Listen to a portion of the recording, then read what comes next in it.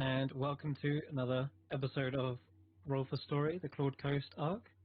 So, last session, you guys were inside the Mistress of the Sands desert dungeon, and you had just come to a strange door with a pressure plate.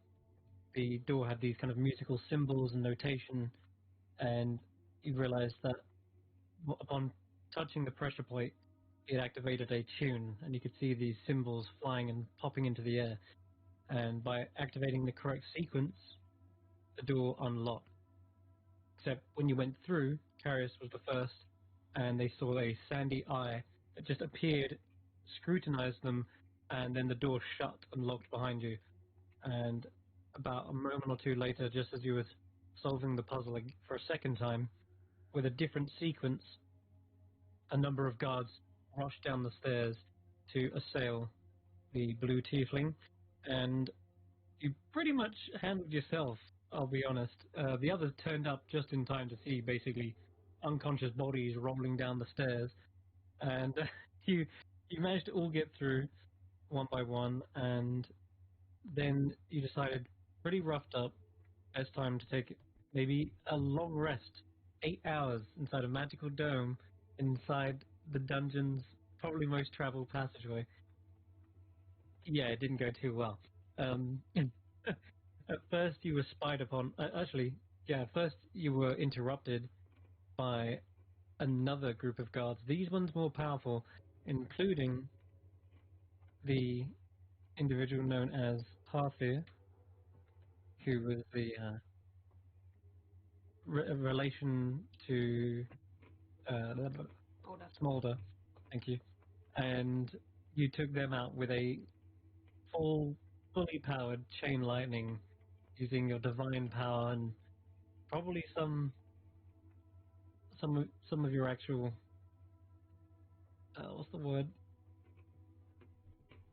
Altered lightning, the one that you mastered to overcome damage resistance.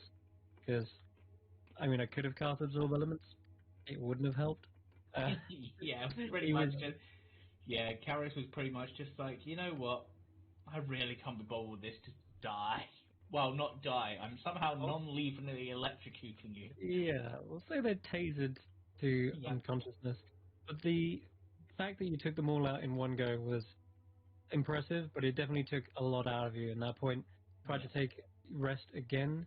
This time you were spied upon, and this was the Mistress of the Sands come to spy on you, and you sent Taklo out to sort of negotiate, and with quite a high persuasion check, she agreed that she would give you audience, and you were led all the way through the lower levels of the dungeon into a pool of water, and there she told you a bit more about herself, unasked questions about your relationship with Carius, and you came to an agreement, or at least you were given an option.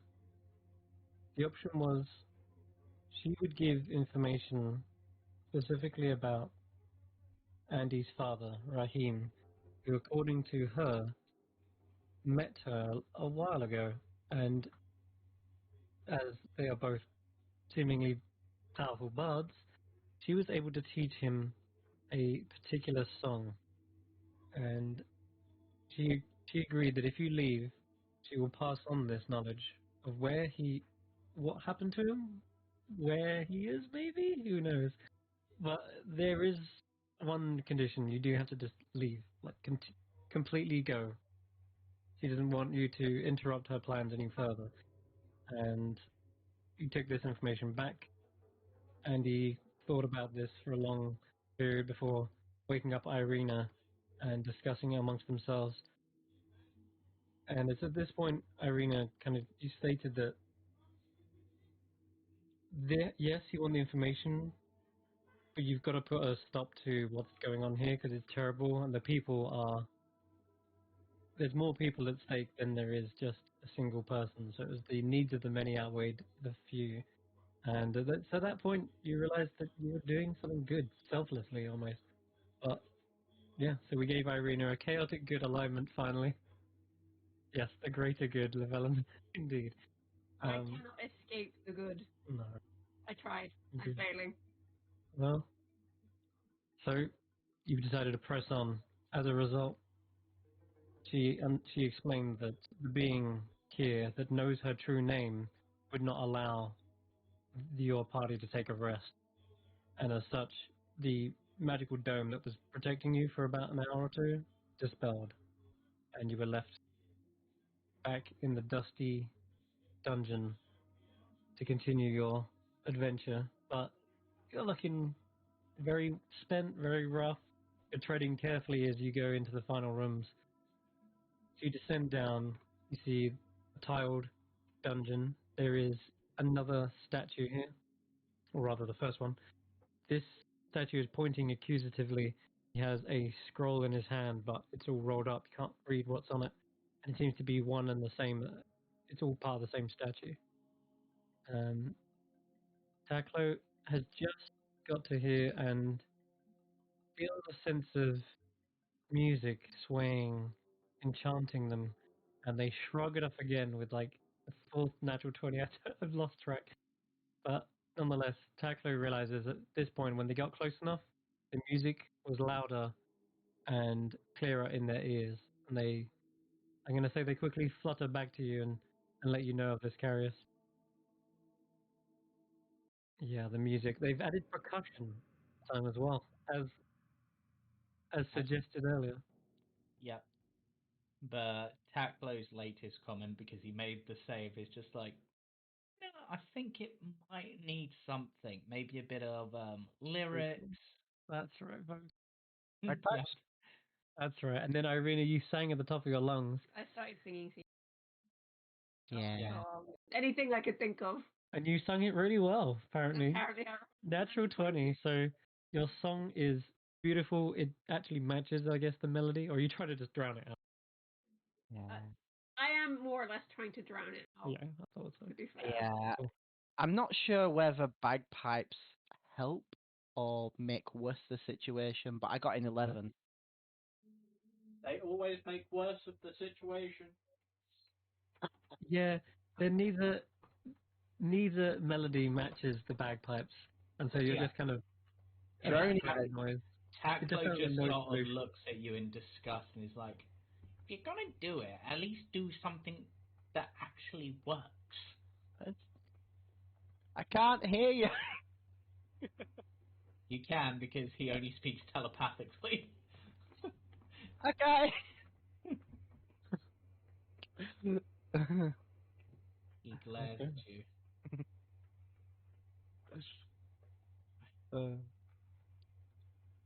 Right. Um, So, we follow the green tile road, I guess, and stay away from the plants because they shoot you, apparently.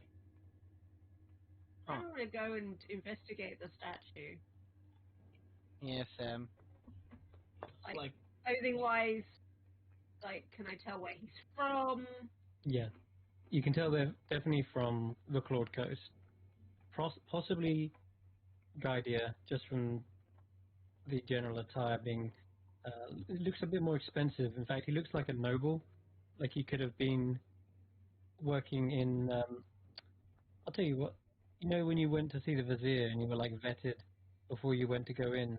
He kind of like looks like that. Kind of wearing the same coloured uniform as one of the people who were like vetting you into the palace. But we can't read what's on. Sadly not. It seems to be tightly gripped in his fist, and you can try to remove it or touch it. It's all solid stone and still stuck in his hand. Like, if it's rolled, like, is there like an edge where you can see a little bit of writing, or? yeah, I was thinking that. Yeah. Okay, I'll let you. Is there like engravings, like where maybe the writing has also turned to stone? She just blank. You know, it is a strange thing, right? If something's turned to stone, you can't see texture or color on it, so it'd just be blank. But I'll tell you what, I'll give you an investigation check because you might spot something else. Yeah, well, I was thinking, the ink will be slightly raised from the paper. So maybe that will have turned to stone as well, so it'd be stone writing. Okay. So it is tightly gripped. The text as you're trying to peer into the scroll, completely illegible. But you do see there is a wax seal on just above his grip. And looking at that, you can actually tell it is from the Claude Coast, and specifically, it would be the Royal Guard of Guidia. So you've seen the same emblem and badge that the guards have been wearing. And you match that to his arm, which is pointing, and you can see there is a band around it. And you know all the guards wore coloured bands depicting their rank and style. And you can't tell the colour, but he has got one of these on his arm. Kind of circle it slowly, kind of like a vulture. Okay. Are we in a hurry? We are. I mean, not really. They're waiting on us, so it's... Yeah, they've tried to attack you twice now. That didn't go too well for them. So you get the feeling if they wanted to send more, they would have done it already. Do you think if You've also got all your spell slots back. Yeah. You had a short rest. It's one of my Rituals. not rich. Okay. You know what I mean. I've never... Yeah, I'm gonna sit in front of it and try to see through the rolled up bit of that scroll to see if I can read it. It's gonna be so tricky. And then there's also the fact that obviously if this is as lifelike as they think, can I see through the stone? Well, I mentioned earlier when you looked into the scroll, the text just doesn't it's not illegible. It's not that you can't read it because it's rolled up. You can see where there would be text. But I also kind of want to know if it's the outer shell of this person has been turned to stone, or if there's something inside it. Okay. If you want to confirm that much, then yes. It also means that I can see through walls and doors for a few minutes. For a few minutes. So that could be handy right now. Up to 30 feet. Yeah, I can move around. Okay. All right. So if you want to do that, it doesn't cost you an action or anything, does it? It's just click your fingers and it's done. Cool. Okay.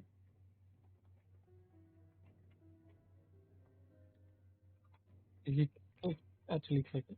Yeah, I did. There you go. I don't think it lasts. You gotta remember, It's an action, isn't it? Yeah, it's an action. So yeah, you can just immediately start to see through the stone, and you can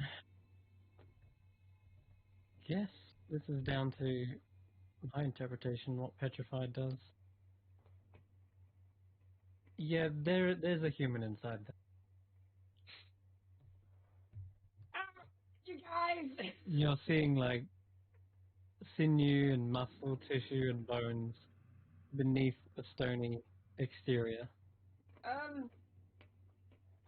Guys, he's, there's a person in here! Are they still alive? Does it look like all their internal organs and stuff are moving around? Well, their internal organs are frozen, but not rotted. He looks pretty fresh! He's been preserved magically. Oh. Well, how do we get him out of there? I do it cool. I read. I do know. Maybe I could punch him out. If this is petrification, then I did see someone get turned back with greater restoration. Back in the hut. I can't do that, can you? No. I can't either. No.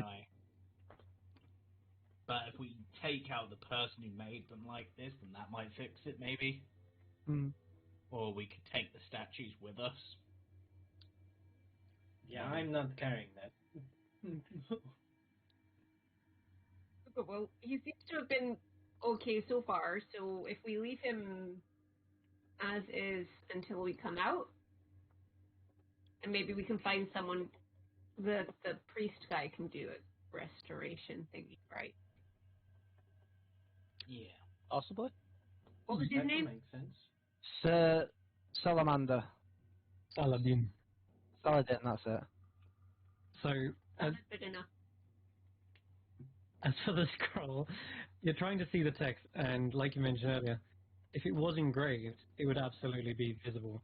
But where it's been petrified, the lead on the paper isn't, or even just the ink, it's completely ineligible. It's just like this grey piece of paper. Yeah, it looks kind of like that. If it was an engraving, absolutely you would see text, but the texture has been washed away. The same kind of detail has been lost on perhaps his uniform and stuff. But yeah, you would need to unpetrify this guy in order to read it. Okay. Well, I have this for a minute. So what am I looking at, people? Okay. So you can see through walls, which means I'll let you know that there is solid earth behind all of the walls that you're in front of right now. The door to your left, you can see the room onwards, which is looks like a corridor, and Llewellyn just opens the door, just goes up and stays. He can also look through walls apparently. Opens doors to do it. The room beyond that and to the north is a carpeted room with more statues and pillars. And there's a great deal of light coming from there from large braziers with magical light illuminating it. Hecla will perk up at this point and go, so when I came up here earlier, I went that way and points to this closed door. If you go through there, through another door, and then up, you end up in a big bath with these two snake statues at the end there spewing the water out, and I think her bedroom's up there. Did you say bathhouse? Yes. But it doesn't seem to restore anything.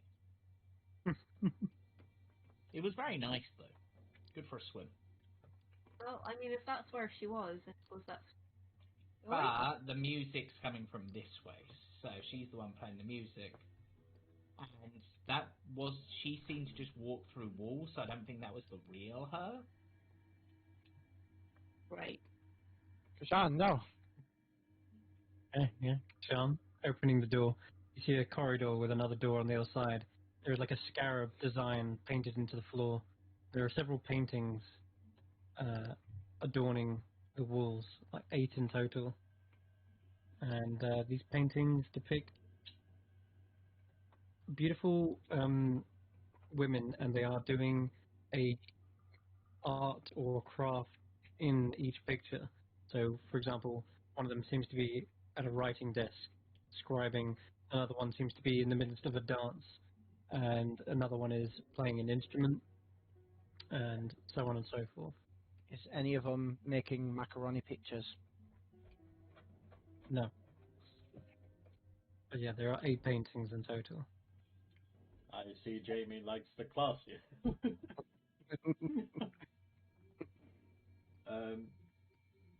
They seem to be of Claude Coast ethnicity. I was gonna say, are they all human?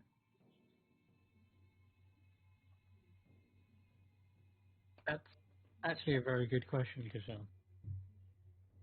One or two of them, I'm not going to have you roll it because you asked it very specifically, and you scrutinized the pictures to make sure that they're all human in features. There are one or two of them that actually have features that look more mythological in aspects. For example, one of them you see that actually has. Snakes, but hair. I was going to say snakes for hair, but no, actually there is one with a snake tail. And there is another one that has like a single horn, almost like a unicorn, but it doesn't seem to be like a straight horn. It's like curled slightly. And what else? Yeah, Irina, get in here. Might be things behind these paintings. I do not do Llewellyn as I come into the room. No. Wait, hold on. Have I missed something? She's You pushed still me down pissed. the stairs. Oh, you're still angry. Okay. I would be too. There's one with a set of wings, like griffin wings, as well. They're a humanoid creature, and they're in mid-dance. But these wings are feathered and stretched out in the painting. I'm gonna pull out the book that I was reading earlier, About the muses, yeah. and I'm literally going to try and match up descriptions of each of the muses with each of these paintings. Just like generally like dotting it next to their names. Okay. So you read this book earlier and you made a check on it, and I'm going to continue on with that kind of check, which was very good. You managed to easily pick out details of what they're doing, like their actual ideal, which is either dance, poetry, weaving, etc. So you matched those, but you didn't have much of a description. Some of them had descriptions, some of them didn't, and so you're actually only matching them by what they're known for, not by names or even description, I which is just want to like spend a couple of seconds just almost doing little doodles next to the writing of each one and kind of matching up. yeah. Because like you say, one is dancing, one is like painting or whatever. So Yeah, effectively, there are only 8 of them, and so you're definitely missing one. You're missing one. screen. Don't look at the screens. One is singing. Don't worry, just look down. Yeah, so as I was saying, there is one with a scribe, one with a lyre, another one with like a mask, like pantomime, and kind of representing the muse of theatre, and so on and so forth. They're all there, but they don't seem to be matching any descriptions or things like that. Just the act. That's the only thing I'm going by, but I'm then drawing almost like a tiny doodle Ah, of okay. what's on the walls next to each of the names in the book, basically. So I'm essentially annotating my book with rough doodles. One by one, you go around, and one of them catches your eye. One of them is bedecked in a starry robe, Hello.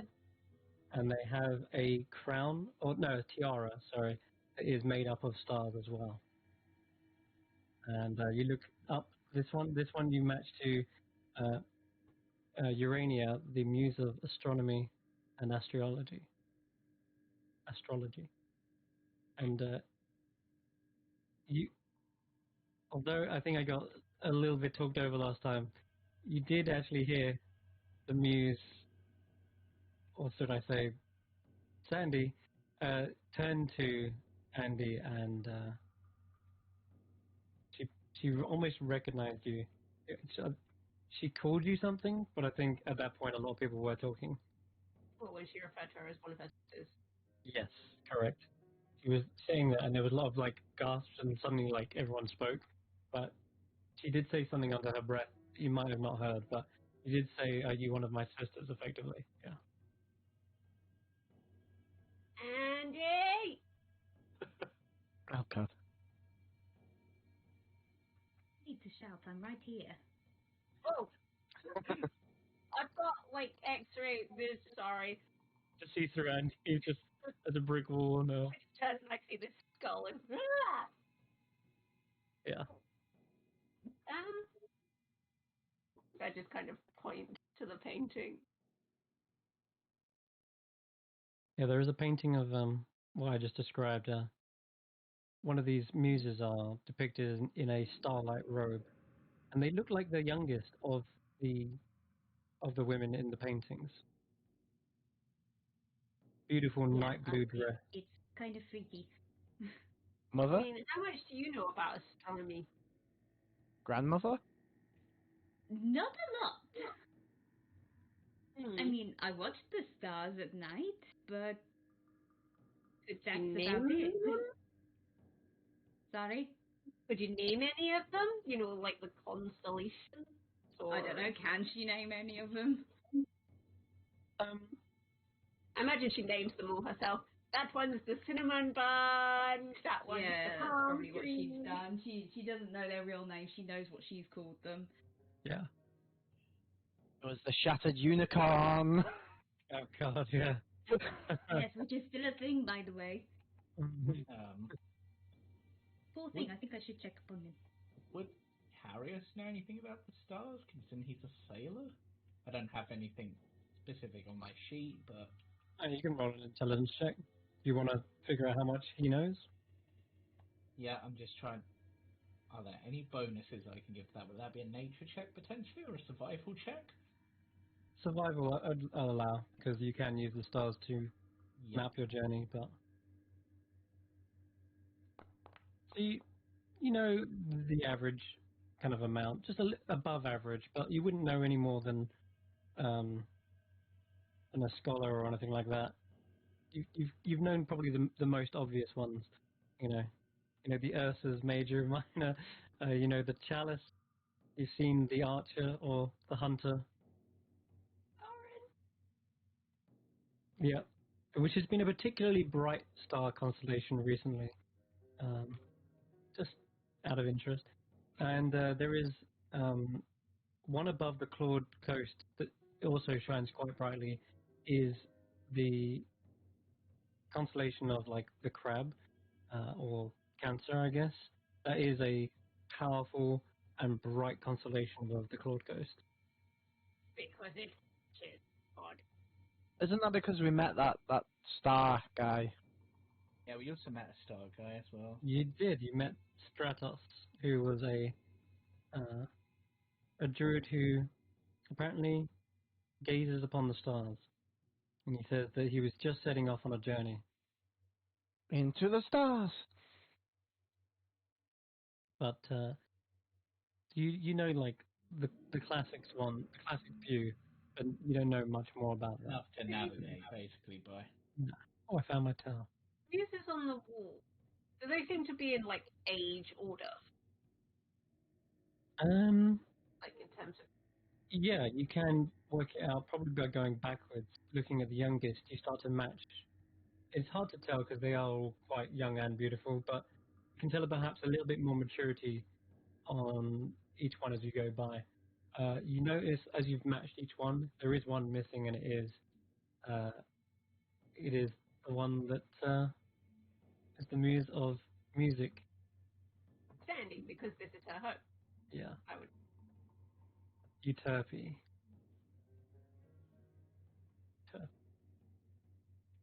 You derpy. You're a dope. Okay. Anyway. Okay. I'm gonna head over to each of them and see if there's like maybe passages behind the paint. You can see straight through the painting. There is nothing but earth. Yeah. Okay, well, there ain't nothing behind those. So A nice Okay, picture, well then, I suppose. Casey opens up the next door. I got bored of waiting. Yeah, that's fine. don't let the person who can see through things check the traps first. Traps? What? You could already. I'll say that you could already see through there earlier. You would have been able to alert him to any dangers anyway. Oh, that's true. You just let him walk. Okay. Oh yeah, Tackler's keeping up. The next room seems to be like that of a small waiting room, perhaps. There's a bench. There are surprisingly, again, quite healthy plant and ivy that has been draped over the walls or just naturally grown up here. Oh no, guys, this poor bench got turned to stone. All right. I mean, it could have originally been a mimic. How do you know? Damn it. If we weren't indoors, I would totally do a DM lightning bolt. Yes, shocking brass. Hey, thank you, Karen. there is another statue here in the corner. There's a young woman. She looks terrified. She's like cornered and almost looking like she's begging for her life. She's just like, just in a state of fear.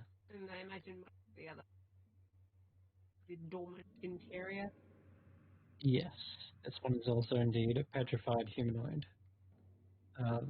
The room off to that, you can see is some sort of living quarters, because at the periphery, at the end of your vision, there is a bed with a, what's it called? A box, one.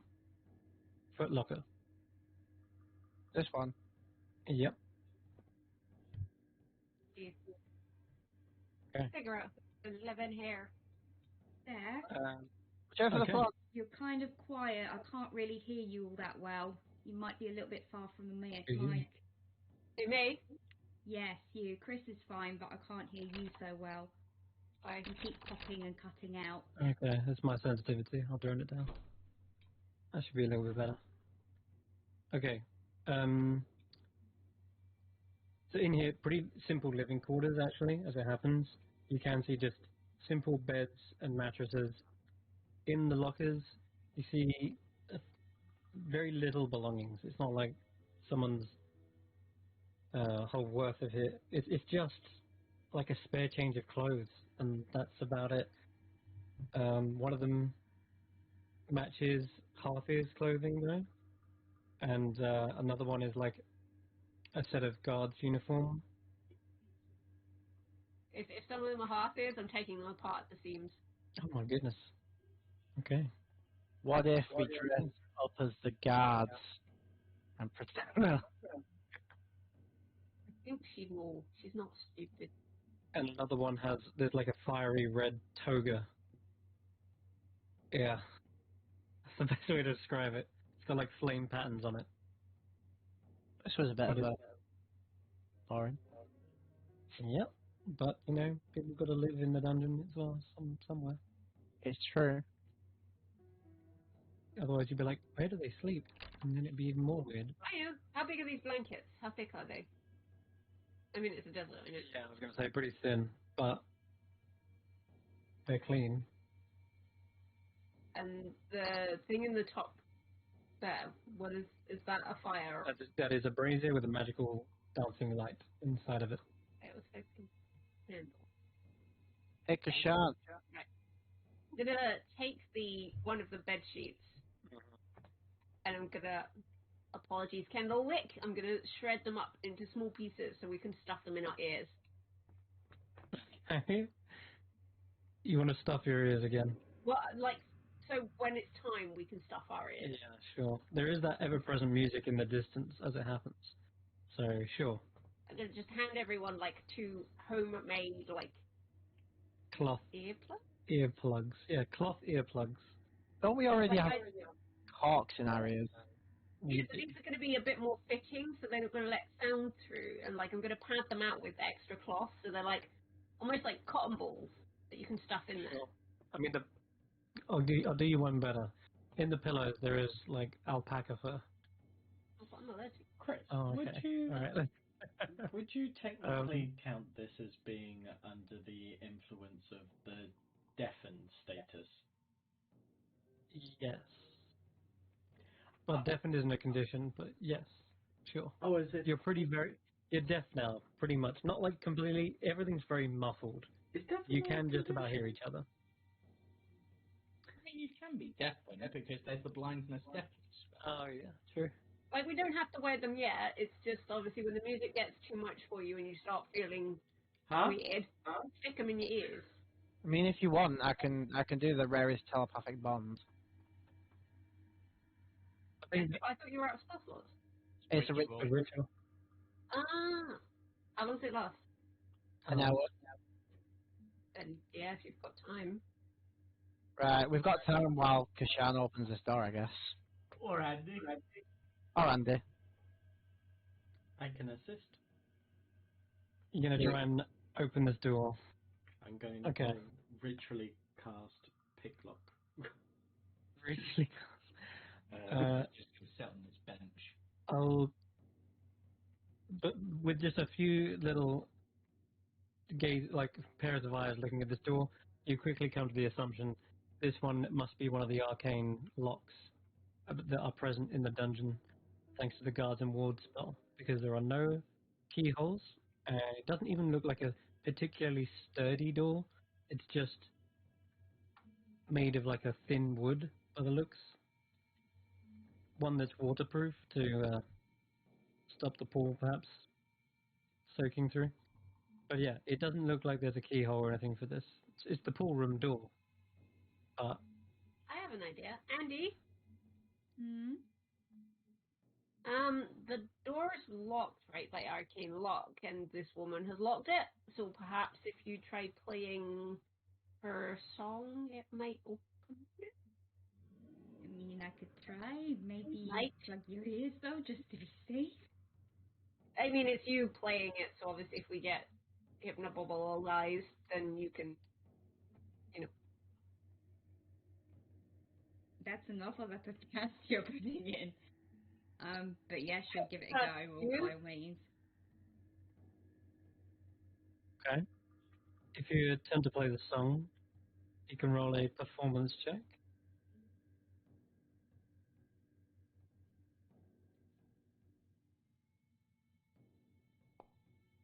Okay, yeah, you pretty much play it to perfection, and you play it so damn well that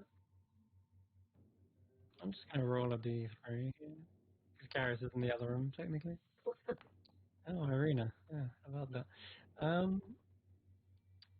Yeah, as you're listening to the music, Irina, it's very clear, and although you've got the earmuffs in, I would like you to roll me a saving throw, just real quick. Let's just look it up. Da-da-da-da. It is a wisdom saving throw, please. With it, you've got the earplugs in, so I'll say with advantage. Yes.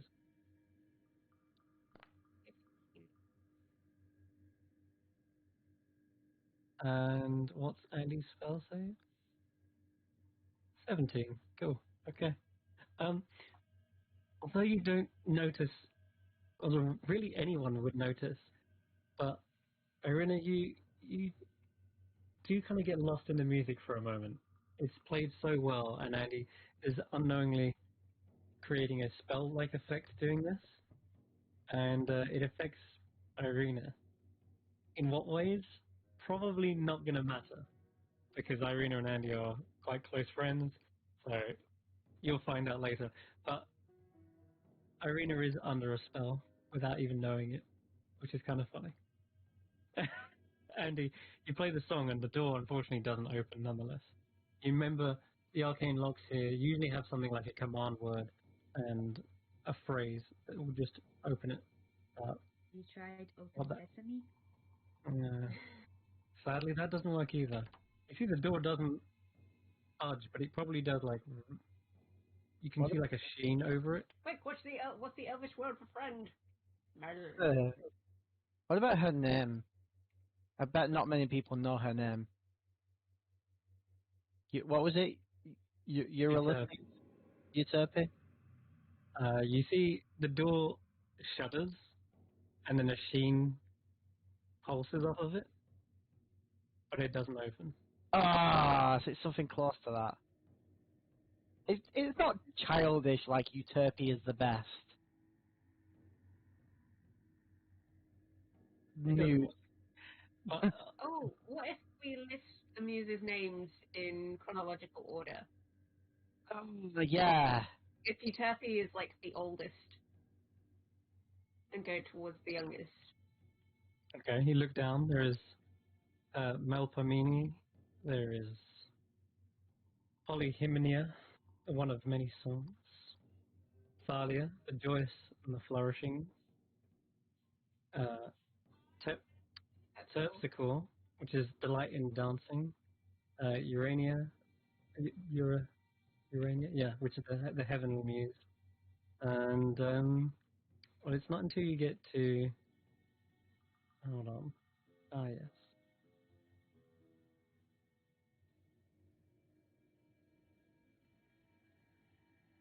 It's not until you get to Arato, which is the muse of romance and romantic poetry, is when the door suddenly, a sheen pulses on it, and you hear the door swing open. Eureka! Yeah. No, I think it was a rock too. It was. Alright. Oh! Oh, sorry. Well done. That is immediately in the Sean, you're a cat. What are you doing? Bloosh. Amazing. Let's hope it's not hot water, otherwise Eggbut's going to get boiled. Yeah. He loves Karis. it. Takla is going to jump in because he likes it, and Karis is just going to He does float dip though. his hands in. Weird as you walk. Only you can see. Okay. There's a wall here, but there's a tunnel in the actual earth. Weird. Like you can see, this doesn't join up. I mean, sorry, it does join up. Like, It joins up, but there's like a crude brick wall in the way. It looks seamless as the rest, but you can see there is no earth in the middle of this section, in this 10-foot gap. It's like a tunnel leading onto the other side of this. I'm going to go and stare at the wall. Okay, yeah, you get a clearer look, and you can clearly see that behind the wall there is no earth. It's just a short tunnel onto the other room, which is where, from your vision, 30 feet, you can see another chamber, snake-like pattern on the floor, and the giant brazier of dancing lights. Is the wall solid if I try to... Whoa! How'd you get over there, Levan? What? Get out of there! You mean That's a lot it wasn't? bad for Valen. Anyway, sorry. You try to put your hand through the wall, it goes straight through.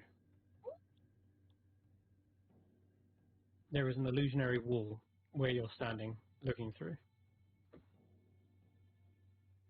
The rest of the wall feels real.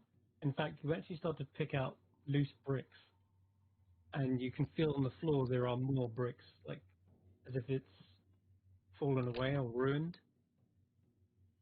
Bizarre, but it doesn't seem like everything as it seems. Guys, I found the thing! Mhm. Urateles or whatever it says again. Busy. It doesn't open the film. Damn it. I'll list off all the other ones. Now the What one do you find? I literally just have my arm in... Yeah, I really just got like an arm through the wall. Appears as though this wall is not real. There's an illusionary one. It leads into the chamber to the right. Ah, I knew you could see through walls, but walking through them, that's an impressive addition. It's a new talent. Let me try, and Karis is going to try to put his hand through the wall. Yeah, you can as well. Everyone realizes this illusionary wall becomes more and more translucent the more you kind of interact with it as you see through it. And yeah, you can actually feel loose bricks and ruined kind of tiles there. So it is a bit odd, but nonetheless, there's a secret passage that leads, like almost like a shortcut. I mean, that could be helpful later if we need to chase her or something, but anything interesting over there, Randy? So yeah, and you spot there on the table there is a number of towels, and it looks like bath bombs of sorts. They're like incense and flowers that you'd place into a bowl to give it a scent or a different soap. Bear in mind, she's probably never seen a bath bomb before. Or anything fancy like this. It's very colourful though. Yeah, they're glittering little colours. They look very colourful. They probably smell very good. She probably gives one a lick and then of course realizes, oh, not edible. Yeah, there's that horrible taste of chlorine, not chlorine, like, yeah, it's soapy, so it's opposite of acid. Alkaline, that's the one. Alkaline-like taste. I think these candies have gone off. Yeah. I don't think that's candy. What else would it be? Let's find out. I picked them all up, and I'm gonna take them over to the pool and just drop them all in. You don't know necessarily what they do, but Oh, no, no. Okay. You could guess as to what they do, but Like, I mean, I'm from the city. Will I not have seen a bath bomb before? yeah, you probably have. Llewellyn, though, you lived in the woods. You've never seen these before. I'm saying bath bomb for your character player knowledge, but in character, it's actually totally okay if Andy was like licking them and thinking they're candy. That would make so much sense. I literally just pick one up and then go over to the water and literally just sort of drop it near Kashan. Oh God. Okay, which color did you pick up? It's like I an orange or purple. Or... I think with my ghostly gaze, everything's in black and white right now. Oh, okay. All right, so you pick up a random color. I'm gonna say it's like an orange one, and as you plop it into the pool, yeah, it does indeed erupt and begins spilling out this orangey color. How do I? Let's see. Oh no. Now can we check again? Don't worry, Chris, I got you covered.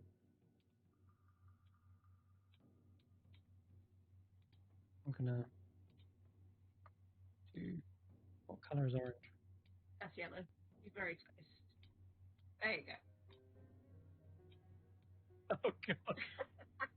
Yeah, that does it. Oh my god. Do a little pulse. I did Something just like that. I did just realise that maybe this door doesn't need a password, or does it look like it needs a password? Kashan's going to see This the one actually has orange. a physical lock on it. That's what I thought. I want to check all the vases because there's that one that we just encountered that had the switch in it. That is true. As you go from vase to vase, you notice there is beautiful herbs and flowers inside them, but there is no key in any of them. No what? Sadly. No. I just want to say, as the orange reaches Kashan, he's going to start flailing and screaming. You're wondering what horrible magical effect could like rack your body and mutate it. But actually, you just suddenly smell this very zesty tropical smell. I'm okay. Prestigitate. You know, Depending on like, the brand he gets out, and he's now like a ginger black food. I'm making the water near him smell like onions. It's, Oh God. so you think That's so mean. prestigitate. Why would you do that? Because then he thinks this bath bomb is going to make him smell like onions. Okay. Well, Ishan, the smell suddenly changes. You can see Llewellyn trying to hide behind the pillar, but he definitely caused something. Trying to? One sec. Yeah, it wasn't very subtle. So I'll say, I beg your pardon? okay, he's perfectly hidden behind the. Damn, that was like double audio. Yeah, you can smell onions. You have no idea where the source is coming from. You Try to scramble up on top of the snake's heads. You do actually get up on top of them as well. There is some sort of natural water source coming from them. I'm not sure where. It's not a magical, like, it doesn't seem like it's magical anyway. But this water is clean. It is scented, but it's coming through some sort of pipe in the wall, which the snake's head is, like, obviously protecting. The pipe must lead somewhere to some sort of natural water source. start Who knows where? batting at the water.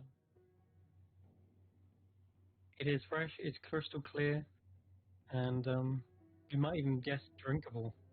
Had that bath bomb not been dropped in it. Plus, it would taste like onions now, so wouldn't suggest it.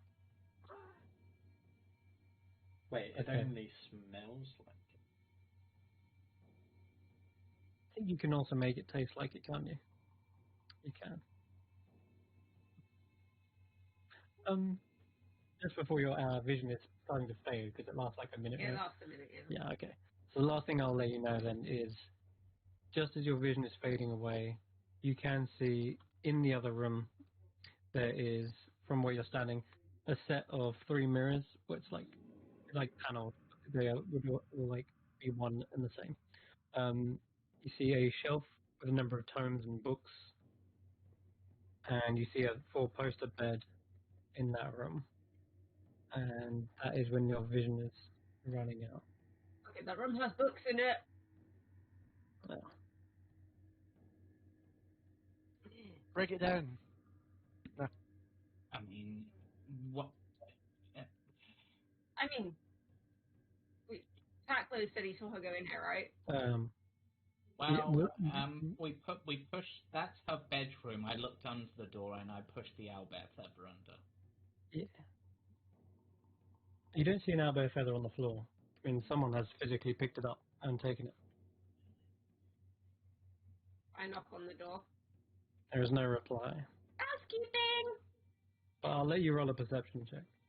Perception.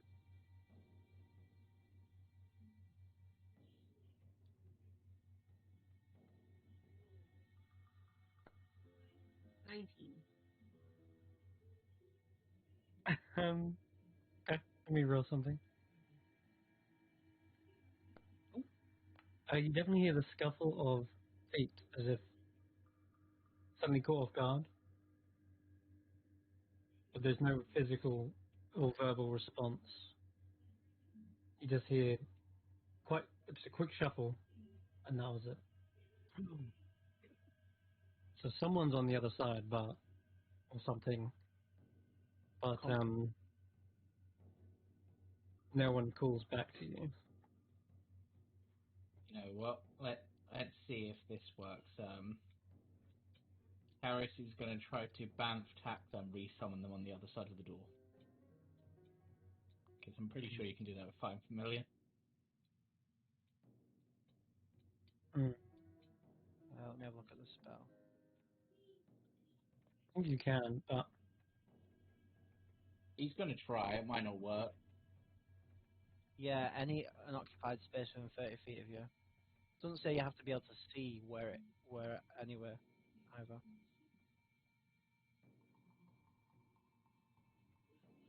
I'm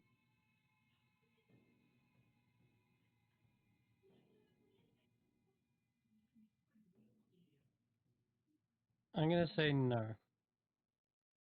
Something's stopping it. Interesting.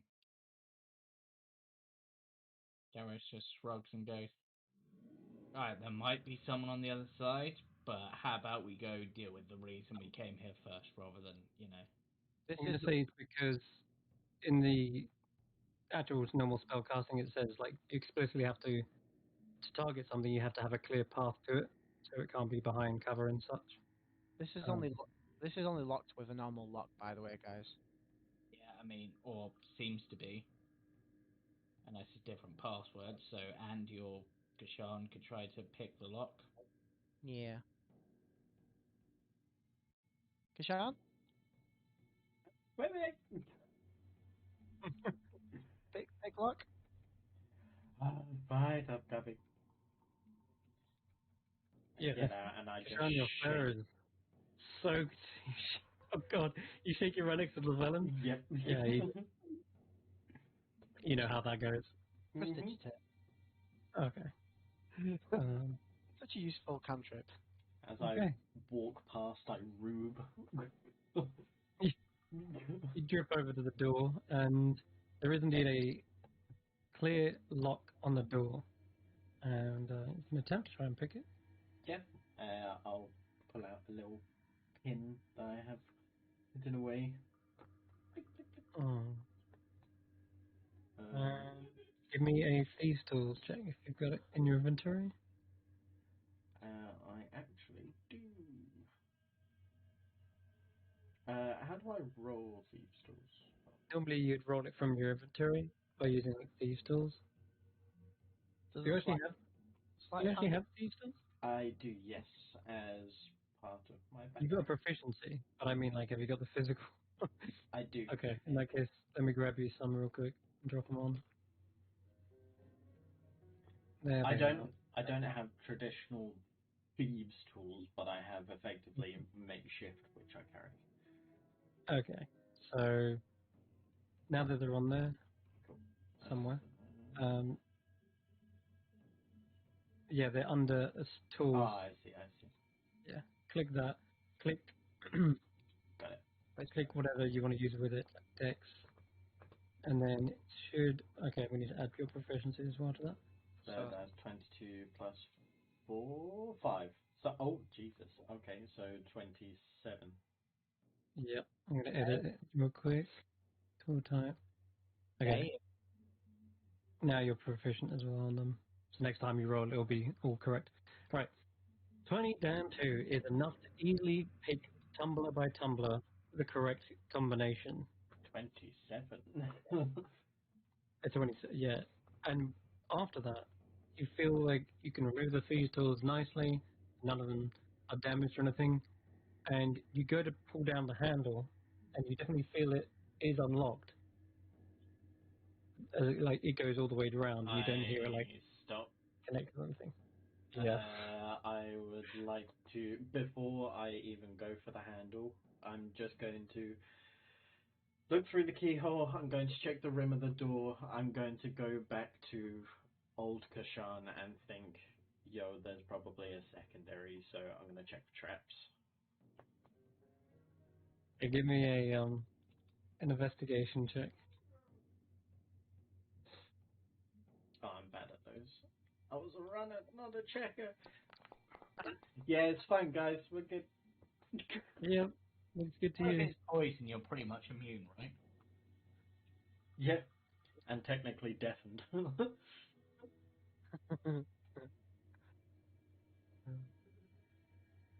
Yeah, so I open the door. Okay, yeah. So you pull it down, begin to open it, and In fact, hold on. No, I need the warning beforehand. So, after checking for traps, does it just not look like there's traps, or yeah, you don't see any physical traps on there. do I get You look inside distracted? the lock, nothing of the sort. Okay. The only thing you can see is it is ornate looking. The door is wide paneled, and as you pull down on the handle, not realizing there's there's no mechanical trap, but a magical one. A symbol begins to light up on the door, and it burns into the wood itself. Get down! And yeah, this glyph triggers as soon as you've pulled down on it on the door handle. When did the Without one using. go there? Okay, so. Oh boy. Let's just check. 10 feet diameter? No, not that.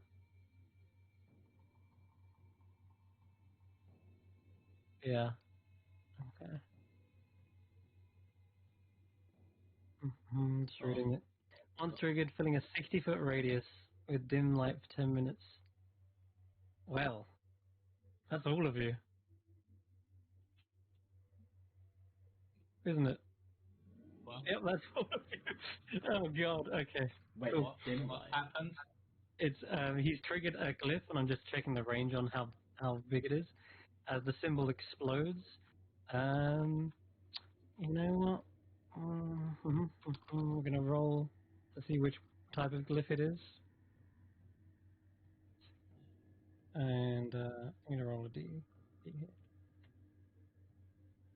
5. 1, 2, 3, 4, 5. Insanity. Perfect. Everyone needs to make an intelligence saving throw, as this glyph begins to. I'm probably going to say it makes a sound like a music, and this sound is unlike any song that Andy has ever heard, for sure. It's a sharp whistling sound that warbles your ears, discontorting your mind, or contorting rather. And the save is If we're pretty high. deafened, does it count? You know, well, I was saying it's sound for flavor, but it is a magical effect that it emanates from this. Then does it affect me We'll find out. if I'm deafened? Ah, you're asking for the mystery egg. Okay, yeah. Uh-huh. Kishan, you see your egg suddenly wobble suddenly. That's in your pouch, in your sling. Right. It doesn't crack this time like it did before, You definitely see the egg sort of swivel around and shake and wobble. And it seems to have just taken on the condition for you, which, by the way, would have been madness. So you can write that down on your egg's conditions. It's absorbed now. Just absorbed madness, insanity. So what they're saying is his mind is scrambled. Yes. Stupid. That was a good one for once. Oh god, okay, Llewellyn looks like the only one to save. Because the save is at 17. So Karis, sad, you just missed it. Everyone who failed is driven insane for 1 minute. An insane creature can't take actions, can't understand others, can't read, and only speaks in gibberish. What about with the telepathic bond? You would hear in your mind gibberish, which would just be like this gargling, blah, blah, blah, blah, like tongue twisting sound that just makes no sense. And I get to control your movement for 1 minute. It's great. Karis immediately starts running for the door as if there's a fire in the room. Andy can pick up all the towels and just start throwing them at people as if they're lethal weapons, and just like, yeah, they're like the shurikens, but the towels just flap and fall to the floor.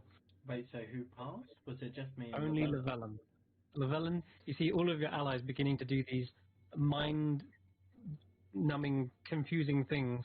Irina starts doing laps around the pillar, getting wet, and then after they finish doing that, they just start pirouetting and spinning off into the distance.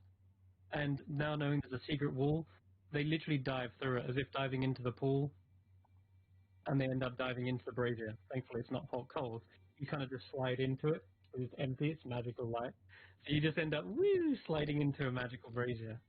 I just look at Llewellyn like, what is going on? I think you just activated the trap. What? Oh. I think you. We're speaking into minds, by the way. Oh, right. Okay. I think you just activated a trap. He did do tackler. He got a 9. Oh, he did? Okay. I'll carry that. Ah. Do we want to enter this, or do we want to go round up our companions? Actually, like, revenge on the cactus! I'm going to use my speed to my advantage and try and round up everyone. Yeah, I'm gonna go grab Carrier. I can't go through the wall, but I'm gonna go after Irene. No, Carrier, no. Remember, Karis can outpace you. He's probably glaving it. Yeah. Carius immediately jumps on the glaive and does like a quick backflip and a barrel roll and spins around the corner. And earlier you said must follow the snaky lines, and so that's exactly what Carius begins to do. He takes sharp turns and swerves around the pattern, following it in a mesmerizing. Grab him here. You try to grab him here. You can roll an athletics check. Oh no. Athletics. I'm proficient in athletics. Rugby tackle. Dive in. Okay.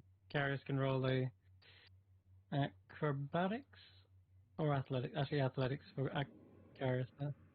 I try and dive him off. It's literally can't pass. Wait, if a nat 20. No. I could match you by nat 20. Alright, you managed to grab him off the glaive in time. In him for the floor. Snap We, out of it. Can I go through? Thank you. I'm gonna go straight out to Irina. I can outpace. No, I can outpace. She is going to get to the door at the same time, so I'll allow you to do something as she's opening up the door. Stunning strike.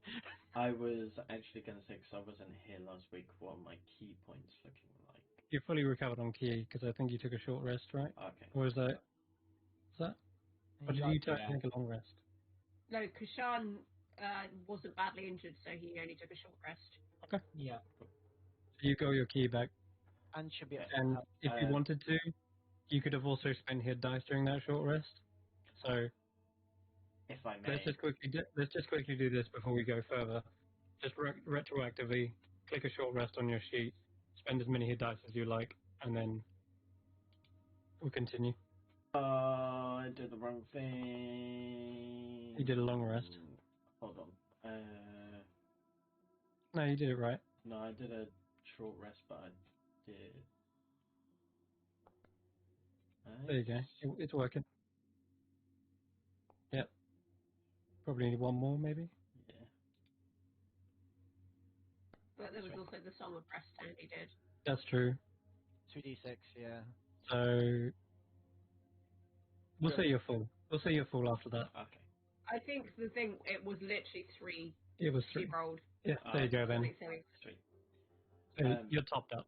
Then in that case, I'm just going to go. I'm so sorry. I'm just going to go behind. You're gonna what?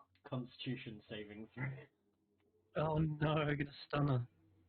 Okay. Do you want to try and hit her first? Yes, I will. Oh no. I'm so sorry. We can say you pull the punch if you want. Yeah. So I'm literally just like. Okay. You definitely get the hit. I'm gonna say you take 1 point. That's it. But do make that con. Oh wow! Irina makes the con save. Oh no! I should have. First time I've successfully done a con save. Okay. I go In into that my. same I go motion, into my. she I go the into door my open pocket. Same moment. I chalk up my hands. God damn it. Okay. Oh, God, it's very short. And I'm gonna try one more time.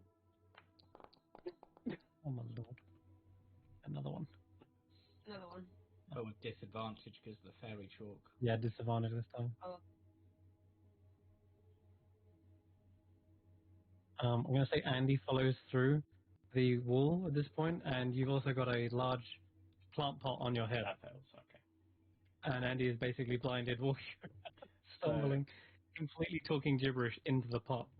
As I cap Irene, I just kind of like throw her over my shoulder. Close the door. Close the door. Okay. Just start dragging. Oh.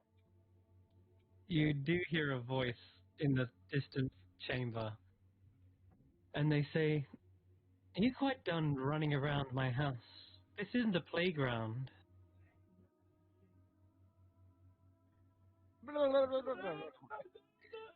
Yeah, you just hear Carius just going, "Zippity, zippity, yibbity, yibbity, yibbity, Zippity yip. zippity, zappity."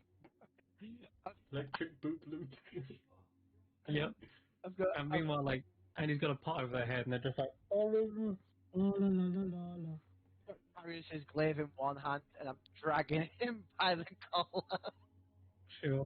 In fact, it's like, Yeah, I'm just gonna, but in one arm I've got Irina, and I'm just gonna try and put an arm around Andy to try and coax her back as well. I'm looking at Kashan like, since when are we the ones to babysit? I don't know. We're the ones not being causing the trouble. Yeah.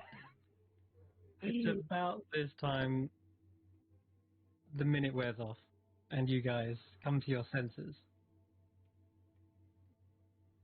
Do I though? What do you mean? Like, con save? What do I do? She was only stunned for a moment. So I'm okay? Yeah. But I've still the got stun you was on my so- shoulder. The stun was an action so that Kashan could drag you away without having to force you. Okay. Right. And Shall we I continue? pretend I'm still stunned, so I don't have to. Kashan probably gets about like a minute, a minute into it when everyone starts coming to their senses. Isn't it? Did I kill her?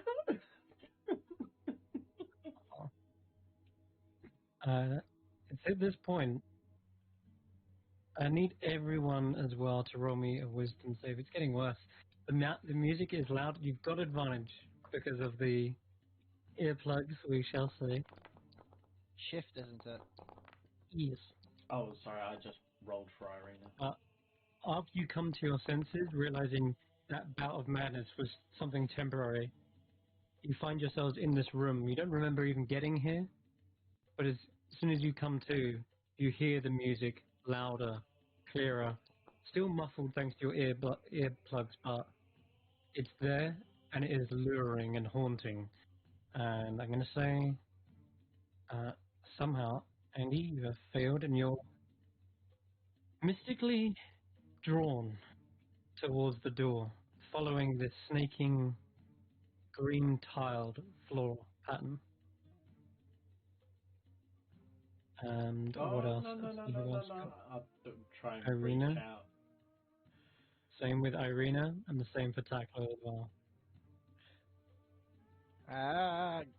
Grab Andy. Andy is moving away, but you can try to get a grab on them. Yeah. Go ahead. Looks to Tackler and he's just like, I'm sorry, bud, but bamf and bamps him. Okay. Can you make me an acrobatics, please, Andy, as you try to slip away from Llewellyn's group? You are drawn towards this door, no matter what. I'm looking at Kishan, I'm like, what's going on? 27? Yeah, okay, good luck beating 27, Llewellyn. Not 20, come on. Nope. No. No. I'm going to say, Andy, you slip out, just doing a quick pirouette and spinning from their group.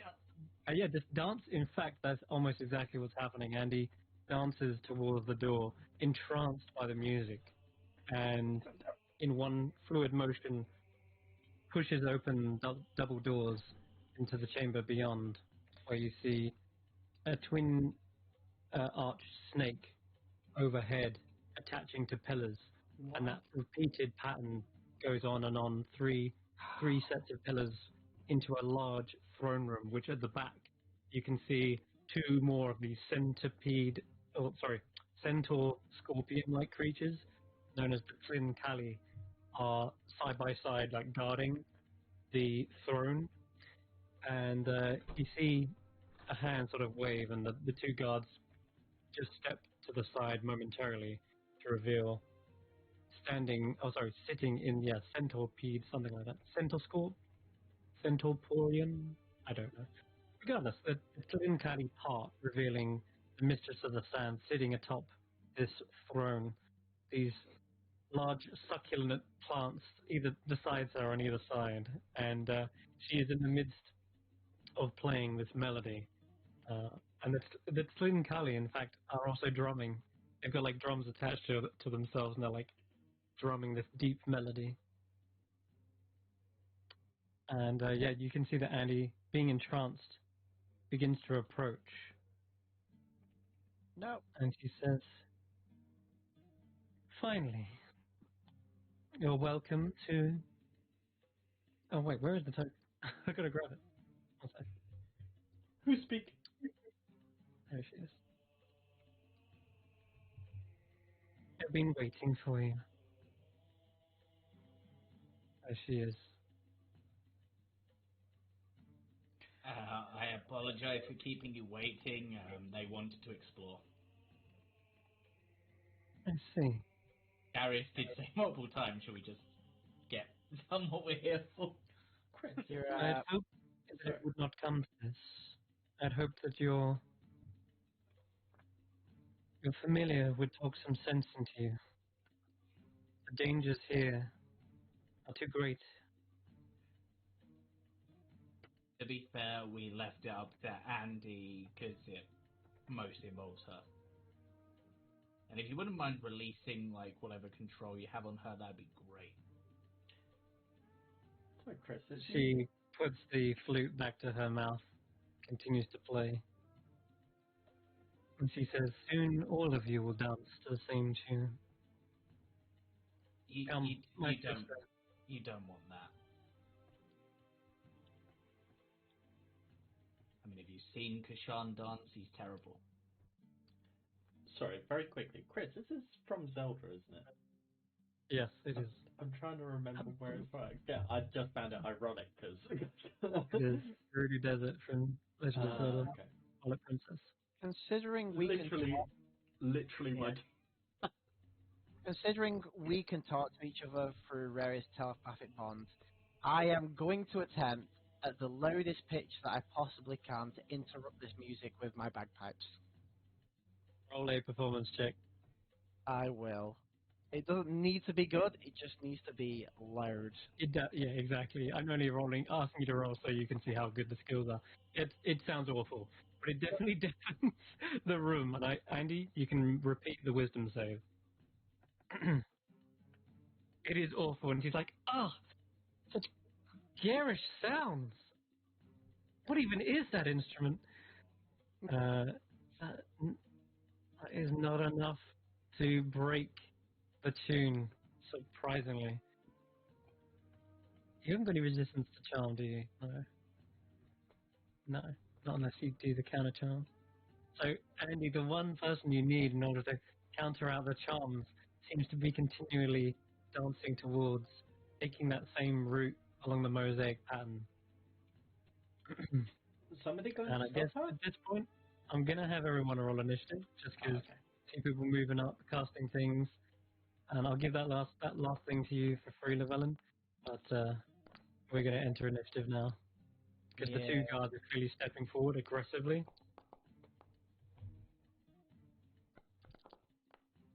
No, Andy.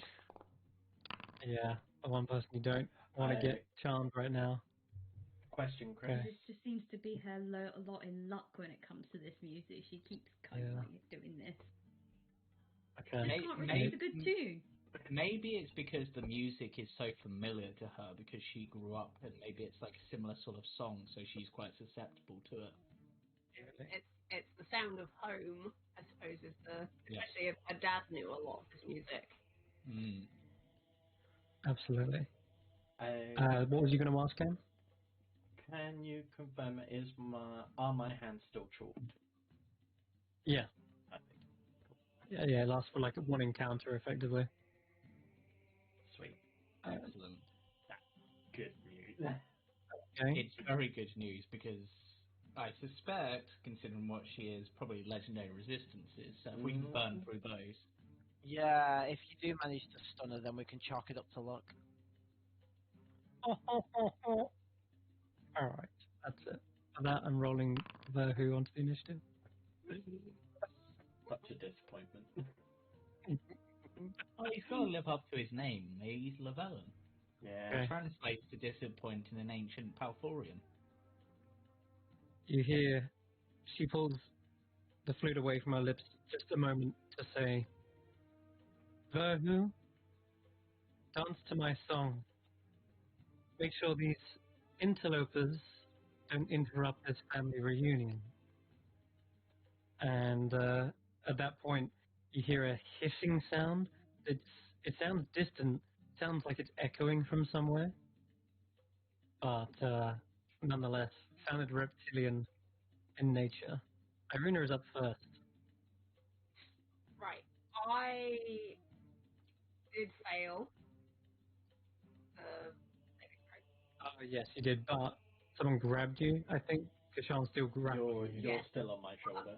Also, Candlewick was under orders to remove curse from me in the event that I got Charmed, yeah. Okay.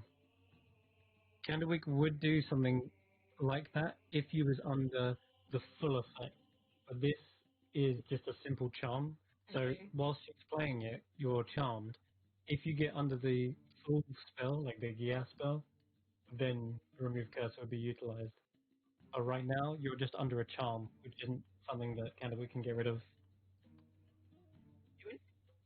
This turn, you probably try to flail and get out of Kashan's grip, but at the end of your go, I will let you repeat that wisdom. In fact, you should have rolled again as well when Llewellyn did the bagpipes. Roll now, and if you've freed yourself, then you can have your go as normal. If you fail, then you're just going to have to repeat the save. Because I have, The earplugs, and I have Fey ancestry, so I get advantage against charm, right? then yeah, go ahead. Should have rolled that initially. Okay, good. 22. That is a save. All right.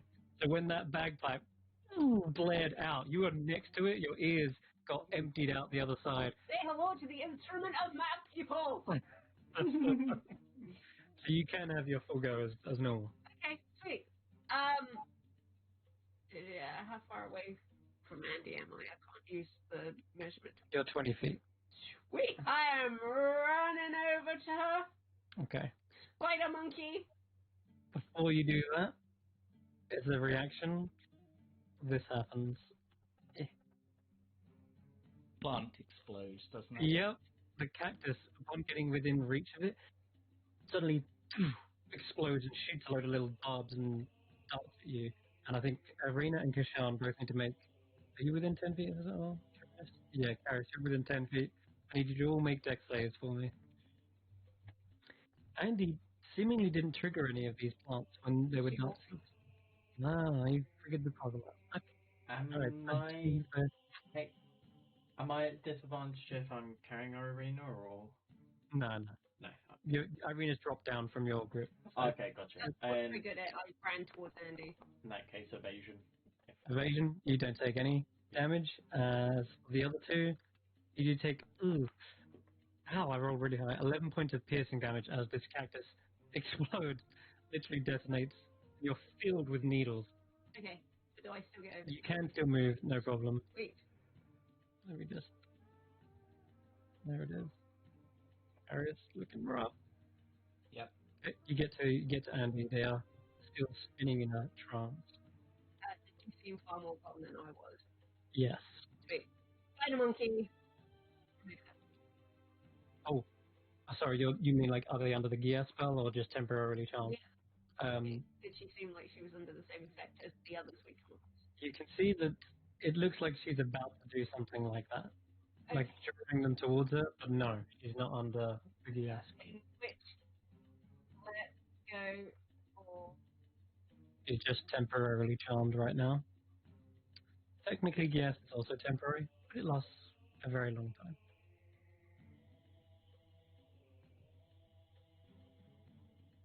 You could try something else to try and allow them to save again, like snapping them out of it, or you could attempt to grab them and forcefully pull them away from the danger.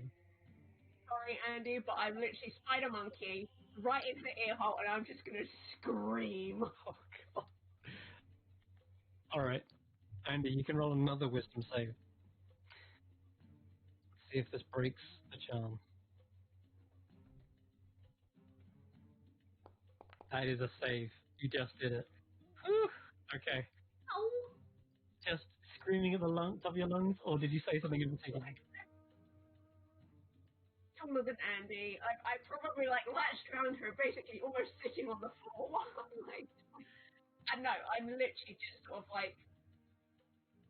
I'm doing my best horror movie scream. Oh God! The ear-piercing thing that. Not really just kind of trying to disrupt it, but also trying to the fact that your friend is in danger and is scared for their life. So you jump scare Andy, snapping them out of the trance, and you realize your ears are probably blown out right now for the time being. You are deaf and still. Will mean you get your turn when it comes around to you. First of the Tlin Kali steps forward and rushes towards the combat. In fact, let me just check. Got some things we can do from here as well. Yeah, 10 feet reach. Okay. Yeah, I'm going to do that. If you will not come to me willingly, then I will force you. And she gestures towards the Tlin Kali to actually gives them a nod, and they approach, whipping out the spike chain and sending it towards Andy. Does she technically have cover because I'm literally... This thing would have, but it's going to maneuver into a position to actually grab her, basically. If it was coming from this side, I would have said yes. It's being clever, so... Oh, but a natural 2. Maybe you did cover her. It's a big shield on my back. She's almost like a little turtle at this point. You shield her and duck her down just as this chain They got straight their over own your head. chainy days. Yeah, you stole one. Yeah, remember? No, you were going to steal one, but you didn't. Oh. Yeah, we offered you the chance to steal one. Oh, yeah.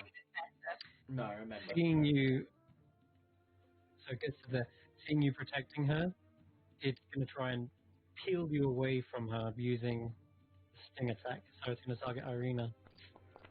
You need to make a Constitution saving throw. You pass. Well, Second. nice. So there is a sudden jab in the back near your shoulder, and you feel an injection of poison. But target saves and not poisoned or paralyzed. So that was incredibly clutch. That was one of the worst effects. You do take the piercing damage. I think I think normally you these might kinds of still things take are. the poison damage, but you just don't take the extra effect reading that. I think you're right. Ow. In addition to that, normally it's only like half damage. Yeah. No, it's not. Okay, so you definitely resist the paralyzing venom. Oh, sorry, poison that's injected into you, and you're wincing through the pain. But that is the Kali's go. Is whatever is coming, that hissing sound is coming from, the venom is closest to you, and you start to hear a clawing, scraping sound towards your left. Oh no. And out of the, I don't know if you can see it from here. You can, can't you? Yeah. There is this horrible pit. I say horrible because there is a stench of some sort of like rotted flesh. And as this creature peers one head up, licking its lips with its forked tongue, you see eyes blinking. Their eyes are like pure white, and they're reflecting the torchlight of this room. As it veers and snakes its head around the corner, you see a second one is connected at the neck, and it too lurches around. This one has a big lower jaw with this sharp, like almost like a tusk protruding from its lower jaw, and it too is as fierce looking as the first. And as it finally claws up, you see not one, not two, but three sets of legs attached to a crocodilian-like body. You've seen this kind of creature before, Lavalin, so I will give it to you. This is a basilisk. Uh-oh. You've Guys, never No. seen one No. with two heads before. we have a problem. And I'm going to say it dashes to get up and about here. That's going to end its movement. It has to claw up all the way up the top. You can take care of that, yeah? No. Yes. No. You can. Okay. No, I can. Good. I was going to save this for her, but, you know. I know for a fact you're not supposed to look at these things. You do know that for a fact. A very good fact. Okay. The second Flynn Galley, yeah, afraid they got really good on initiative. They're going to attempt to do much the same thing. I will give Andy half cover this time from this angle. So your AC would be 17, so it does still hit. And Andy, you are yanked from Irina's grasp and dragged. Do I not get to see if I can hold on? It says grappled and restrained, DC 11. Give me a athletics check.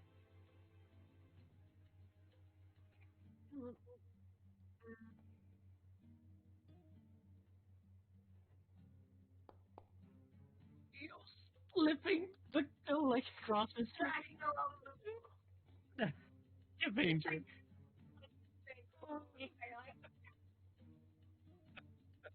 Oh my god. They're gonna try and swat you off, in fact, with their long sword, just like cut your arms away. Oh my god, they missed. Ow. Well, tries to chop your arms off, and you're like dodging the sword while still dragging across the floor. So, I'm gonna drag you a bit further back, so like there, I guess.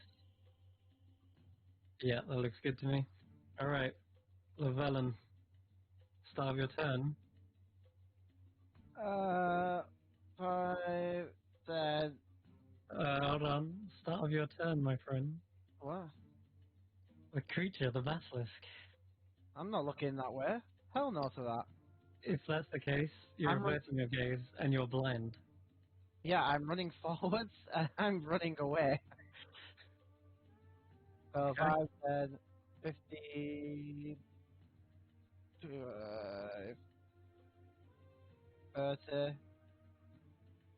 And I'm like, you better be worth this, as I need to roll a d20 as I use, what's it called again? For its final time. Insect Plague. Oh, so you're going to make it heavily obscured. Yeah, so Or lightly obscured. it's going to be like, but around the back wall. Okay. For probably 2 points of damage, so Andy isn't being dragged that way. With the template? The template's on now. Okay. Let's see. Oh, I see it now. Yeah.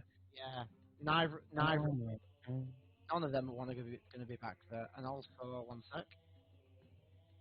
Also, will fail the save quite badly. Thank God. My staff didn't crumble. Your stuff didn't crumble, does it not? Okay. I'm out of charges. That would be bad. Okay. Nice. That's a swarming load of insects and scarabs just appear. Where's Captain Monster? Let's see. Yep. And actually, as you do that, you hear a swatting sound. And yeah, Captain Mansell is right behind that pillar, and you can hear him probably just flailing around trying to dodge these things. He's the only one that passed.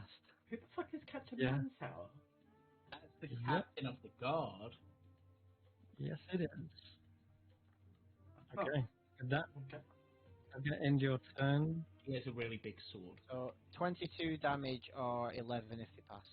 That's right. Yep, they looks like they've all taken damage correctly. And that's my turn as I am looking forwards, only forwards.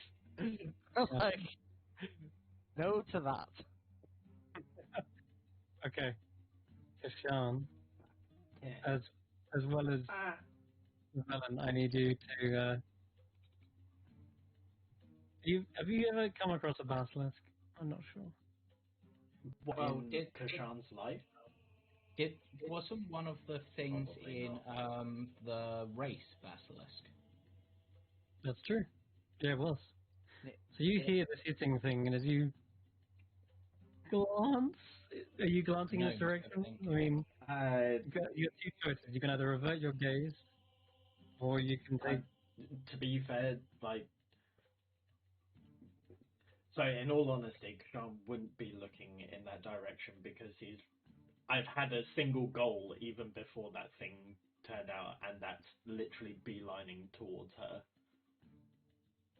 Okay. So I can imagine he was working out a way to get around everything in front of him, not behind him. Okay, go ahead. Continue your turn. 10, 15, 20, 25, 30, 35, 40, 45, 50. You see why I was working this shit out? Because that is my movement. Very good. You don't want to stand there. Huh? You don't want to stand there. I'll try and help him out in a second. Why? Because of the insect plague. Yeah, I'm trying to get a... If you stand there, you'd be fine. Or there. Or there. You could go there. No, that's out of my movement. Oh, is it? Yeah. And I don't want to step of the wind just for this. Technically, she's slightly off center, so which square is she actually in? Yeah. She's on the throne on both squares. So technically within Kashan's Okay, range, well in though? that case, I will be in between these two squares. Yeah, you can't see her though, because she's in a heavily obscured area. Even when I'm right up next to her? Yeah. And There is an technically, it's only interface. lightly obscured. Oh, is it but, lightly? Yeah. But yeah. That still gives disadvantage, doesn't it? I can never remember with Why obscuring would is. you fuck up the melee person? Why? I'm pretty sure it's a disadvantage. Stop Andy getting so dragged over there. Don't not worth don't it. you worry too much, Sean. Don't you worry, because you'll soon realize. It gives disadvantage on wisdom checks that rely on sight. It doesn't mention Okay. that it gives you All right. disadvantage to hit. This argument is moot anyway, because as soon as you go to punch her, your fist flies straight through her, and she looks at you and shakes one finger, and continues playing the same song. I need a fuck. It's still just a projection. She's Through like, walls, not got a physical form. You didn't think I would just let you run up to me? I'm a musician, not a fighter. So where's the sound coming from now that I'm right up close? Straight from her lips. Even if I like... Yep, you push around, feel around, there is nothing corporal about her. Straight through it, like it was merely a projection or an illusion. She's smiling from ear to ear at this point, if you could see her.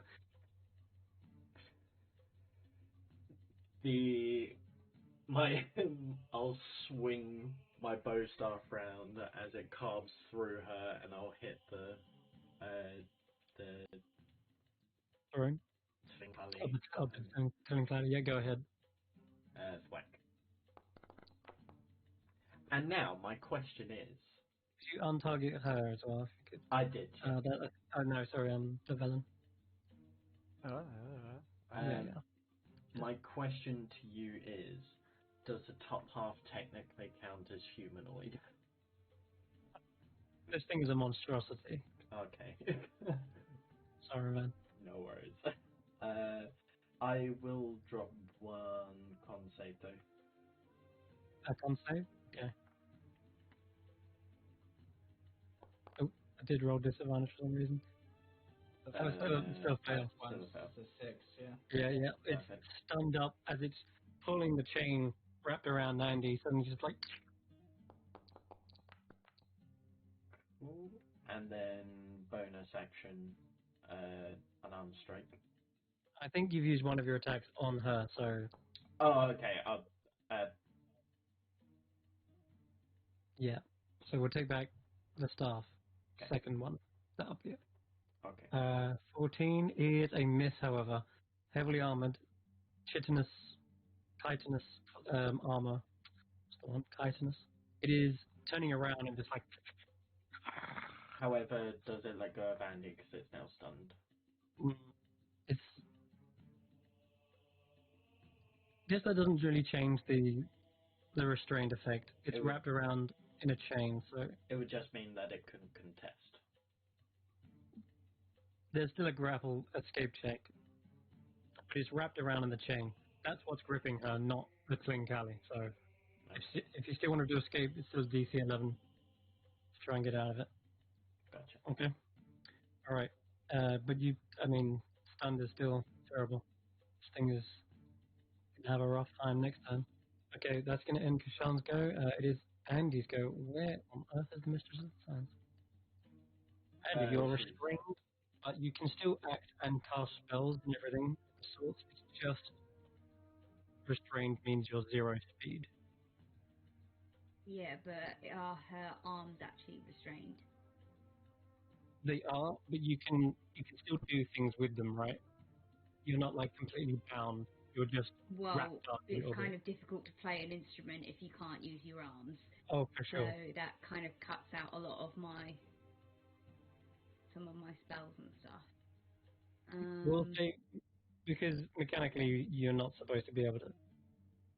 You can still do stuff. I will say that you're wrapped up around your legs. I know, I can still do stuff, but of course, can't really play the violin if you can't use your arms. That's all. Yeah, so we'll say your legs are bound by the chain. You're kind of getting dragged by those instead. So your arms are free. Okay. Okay. I don't want to take away your main thing. Well, you could have done. I mean, that's why I asked. That would be I wanted to really. make sure. That'd be a bummer. Bum, bum, bum, bum, bum. Okay. Oh, is she can still? I'm just trying to. Yeah. Is she playing again? She is. Remind She's me. continually She is playing. playing Yeah. again. Right. Okay then. Lying on the floor, no doubt. She's gonna, she's gonna actually try counter charm for a change. She hasn't done this before. Yeah. But yeah, she's gonna get her violin out and she's gonna use counter charm and try to see That if she is. can almost bounce it back in a sense. That is just in time because when it came round back to her turn, well, she's going to do it again. But this tune that you begin to play is the backwards melody of the same song that she's playing, and with your violin, it's louder than her flute, and it just echoes into this chamber around you. And I'm going to make a wisdom save.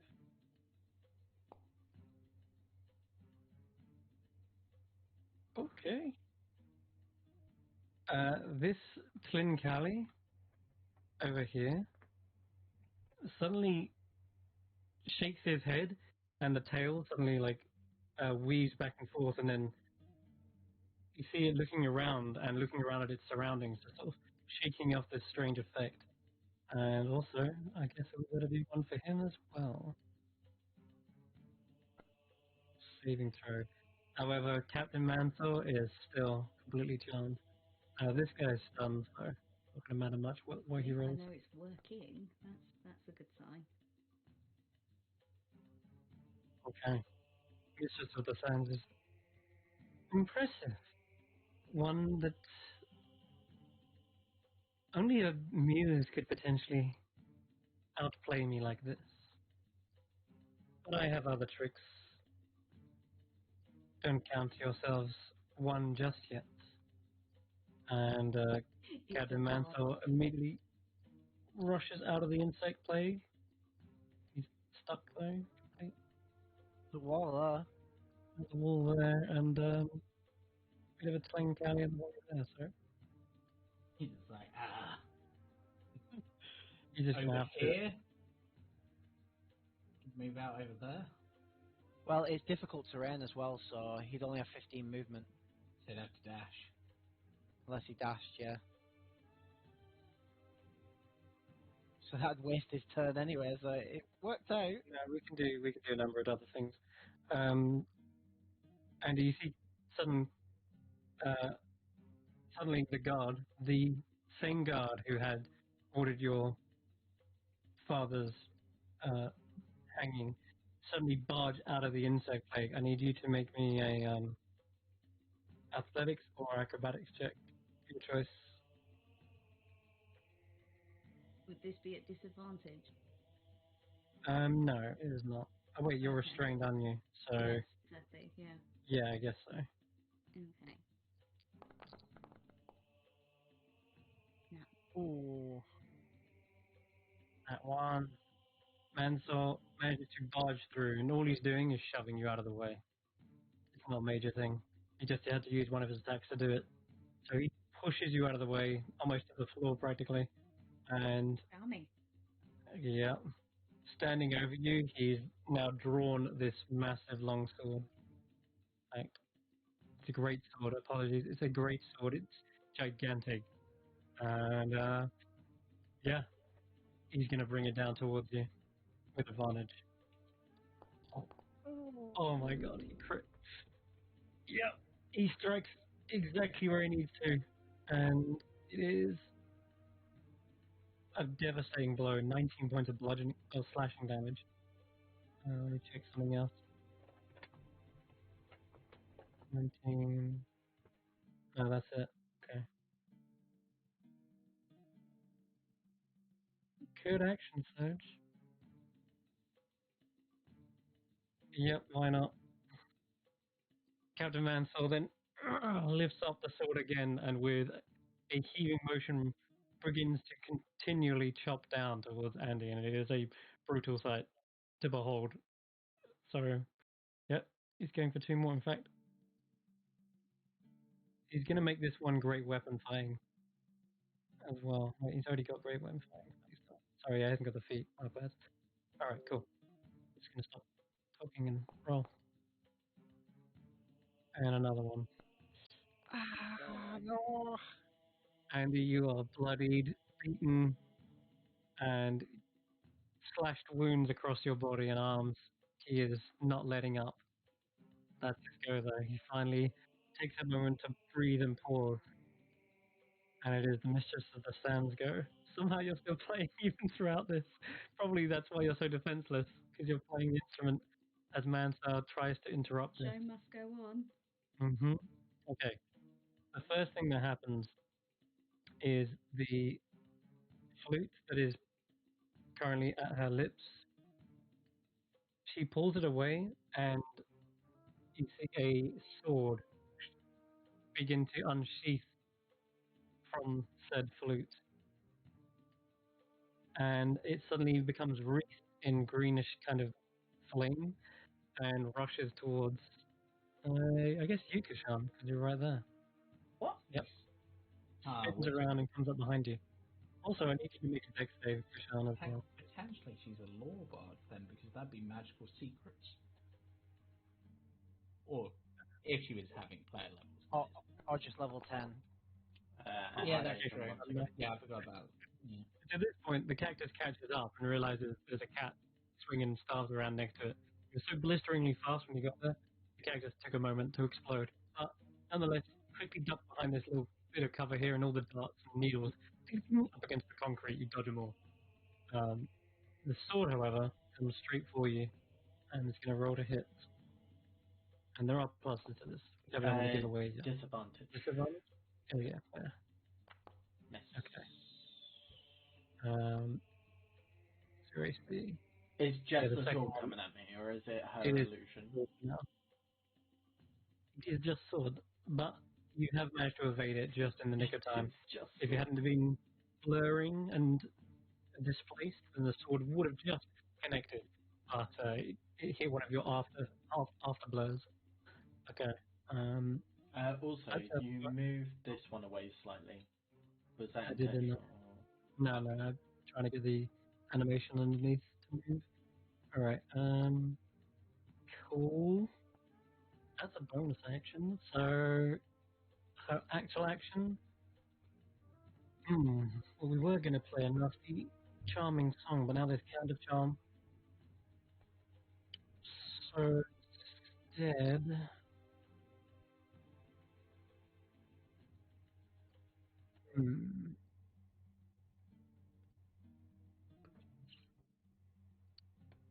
who's at the back there? Carrie's really badly beaten. Velen is there. Okay.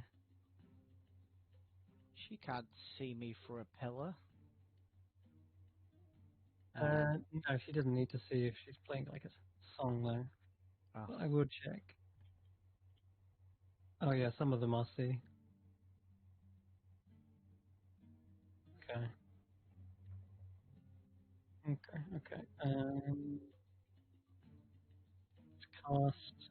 And yeah, oh, by the way, this wasn't some sort of spell. She didn't cast an incantation or anything. She simply unsheathed the sword from the flute and then just chucked the sword towards you. It's a dancing blade or something.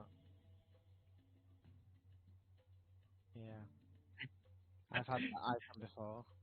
It's pretty cool. It is. Okay. Alright. We'll do a nasty instead. It's gonna be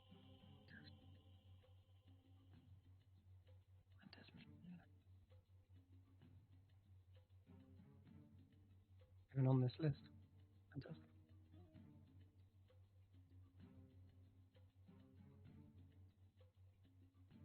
1 second. I'm looking at the spell. Illusion. Yeah, okay. Oh, it'll be right. He's already concentrating, so we're not going to bother with that. Alright, synaptic static it is. So, let's see. Where should we place it? It's pretty damn big.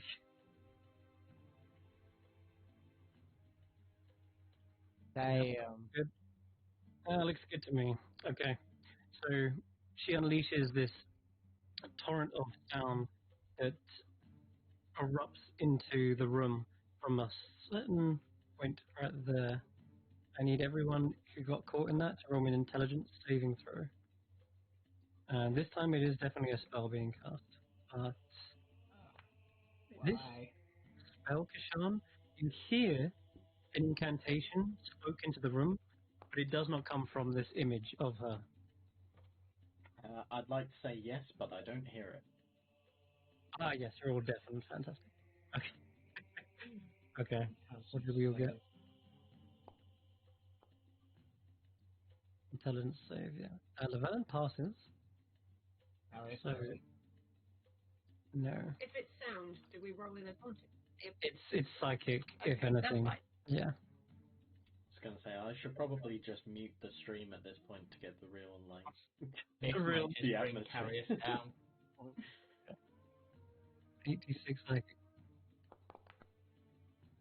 It's going to be nasty. 35 psychic damage to those who failed, Carrius is and unconscious. it is half as much on a successful save. So, Carrius is unconscious. okay. No. Yep. Llewellyn, you're still alive on 18 damage to you. Irina, you managed to weather the psychic blast in your mind. You're seemingly earplugged, but that doesn't stop this horrible effect from racking your mind. And unfortunately, Andy also goes unconscious from this psychic assault. Everyone who failed also has a minus D6 to any rolls, attack rolls, and ability checks, as well as con saves to maintain concentration.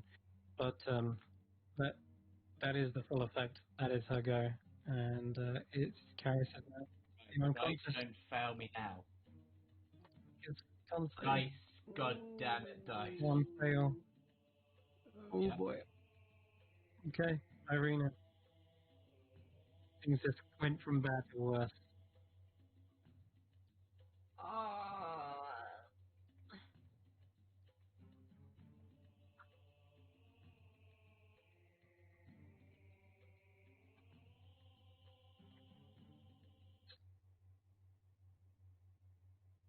Okay, grab Andy and dimension the out of the room. Okay. You can go up to. You want to go all the way back here? Yeah. You can tell me how far you want to go.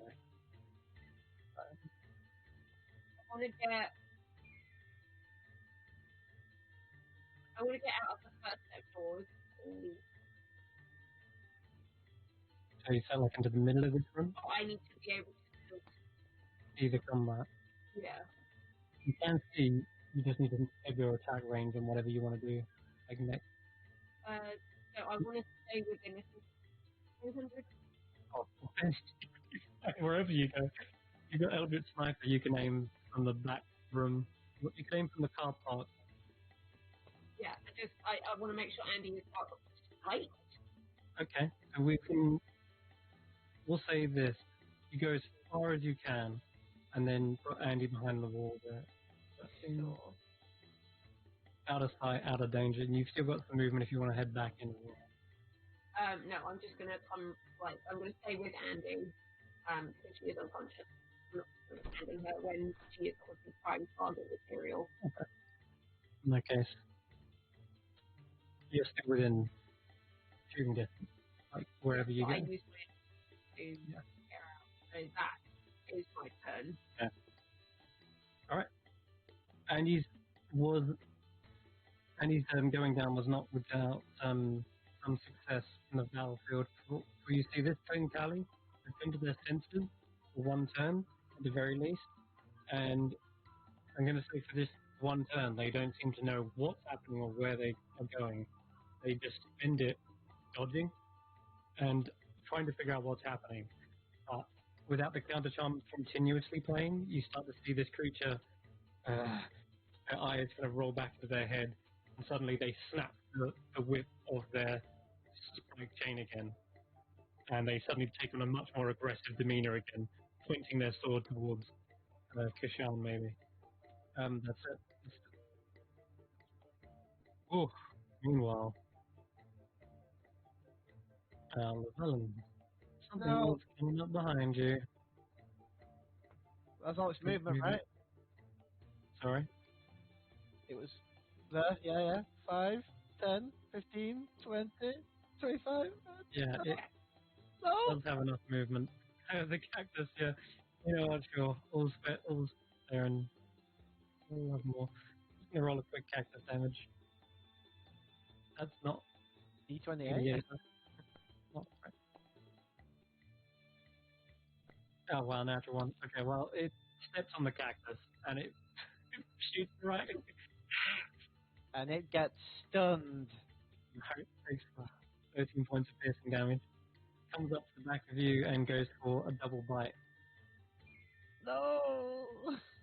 Another natural one. This thing is tongue-tied, and one head tries to chomp the other one instead, thinking that it was its fault for stepping on the cactus. It's like looking at it, speaking in basilisk. It's like, that wasn't me. That was your fault. That's the left side. That's your side. Anyway, one last bite from the second head. 17? Yeah. Okay. It pierces into your skin, and its saliva is poison.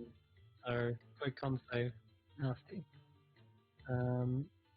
There's actually no adverse effects with this. It's just take that much damage. So, don't worry about failing that save. You're good. You just take the damage, and that's it. Thankfully, though, you're still alive, even after that. And yeah, you shudder to think what would happen if you turned around. Wait, so that save I just made, was that for the poison or was it for? It wasn't for anything. I think it just comes up automatically if there's like poison damage involved. But don't worry about it. There's no extra effect on that. So Okay, my spell dropped. oh, which spell? Oh, insect plague. Oh, was that your concentration? Ah, it was, wasn't it? That's what it was for. Apologies. Insect plague is gone then. It is your turn, however. My turn? Yes. Don't you dare. Not again. Kashan? Yep. I think coming in here unprepared was a bad idea. What are you talking about? I'm prepared. Yeah. Grab carriers. I'm a little cornered right now. Irina had the right idea. What do you mean? I can't see.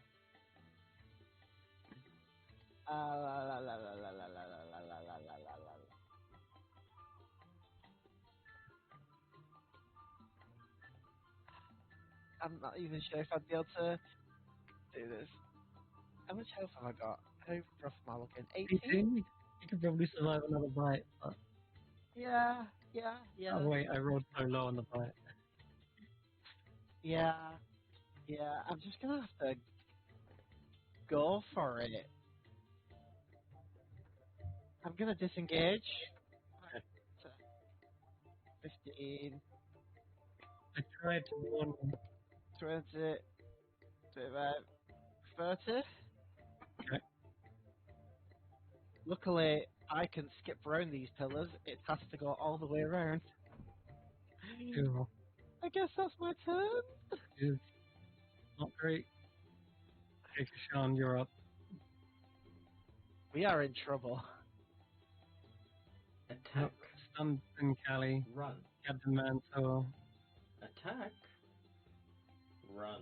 And some sort of bouncing sword that is still... You can hear the tune playing in this room still. Even though the flute is not a flute anymore. It's like it's been unsheathed. There is just a sword in its place. effectively. Does the sword take up place, or can I dash past it? You can move past it. It's an object, not a creature. Can I take the room? Are You you can go really? wherever you want, within reason. No, he means take the room as in, like, everybody. Can I kill everything? It's your You might Your be able move. to. It's in your No, hands what you want to do. Okay, no. Captain Mantor is a formidable foe by the looks. But it is totally up to you how you go about it. Yes, I can kill energy. Almost. Yeah. Okay, never mind. We're good. Okay, right. Bonus This guy, by the action. way, is absolutely a humanoid, so you Yeah. does that. Bonus So the same action. guy killed instead. Bonus action. Step of the wind. Yes. 5, 10, 15. I'm gonna wail on this guy twice for hitting Andy. Bring it. Con save with with disadvantage. Okay, he has got a beastie gun on saves. Run, taking your punch with ease. Well, that's You'll have to do right. better than that. Alright, well, how about this one? Con save with disadvantage. Can't even feel it. Fuck! Okay, right, bye! You punch like a camel spit. So that is 15, 30, 45 so far. I pick up carriers. Okay. If you could push me about 10 feet, that would be great. So, how much do I have left? I can hit you and then drag you 10 feet. So I have 100 feet of movement. I've moved 45, so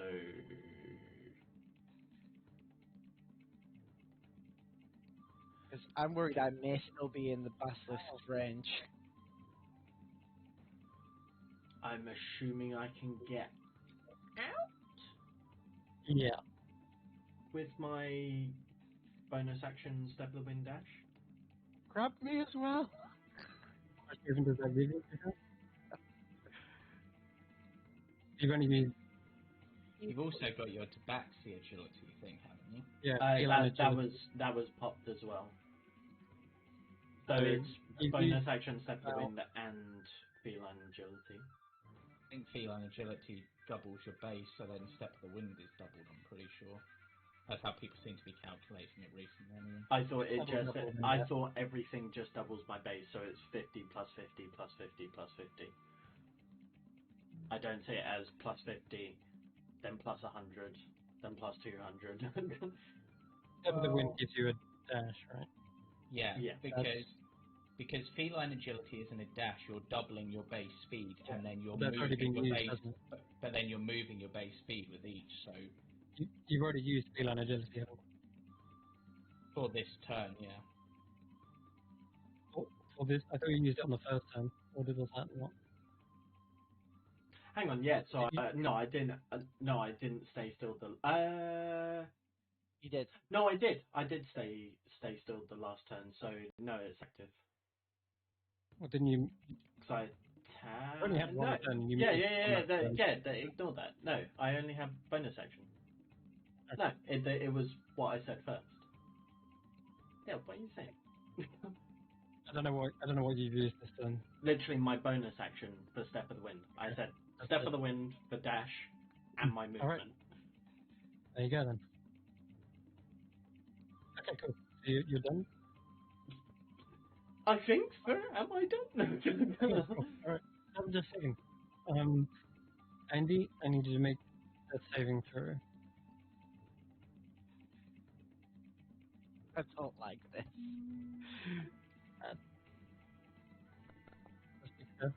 We don't normally run, but we also don't normally go into a boss fight with nothing. Would you allow a free action to close one of the doors? Sorry, Rob. Could have. One door closes. Okay. I don't want to close that one. I want to close that one. What? No. It's so mean. The right hand door is the one I need open. Oh, really? Very much. Which door is it now? Anyway, that the Manticore is going to rush forward down the full action to dash and is cornering you, Llewellyn. That's Why? okay.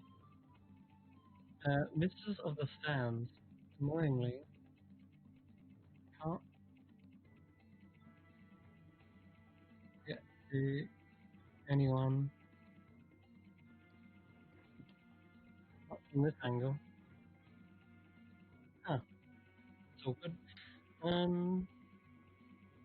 Yes, obviously the sword's going to move up.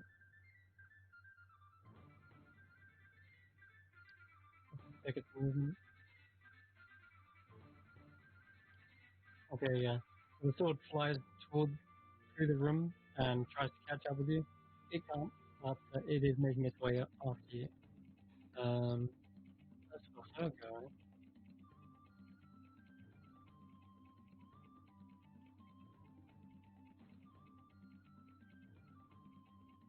Wait, Hmm? wait a second.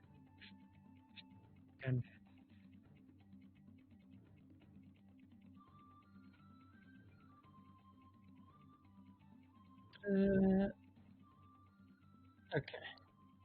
Yep, that's as I thought. Alright, well, you fled the room, which is frustrating for her, so her action isn't to do much other than play that enchanting song again. Kind of fills a whole layer there. I guess the villain, you can make a wisdom save with advantage. Yeah. Yeah. That is a pass. That is a pass. And Kishan as well, actually, because you're close enough. So you got advantage, wisdom save.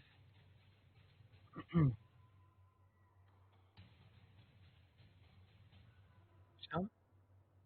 And sorry, Oh, could you make a wisdom save with advantage? yes.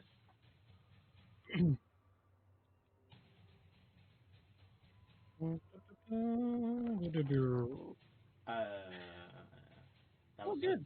a check, but Oh, that's it. it's the same thing anyway. It is, right, okay. Oof. You're deafened still, aren't you? Yeah. Cool.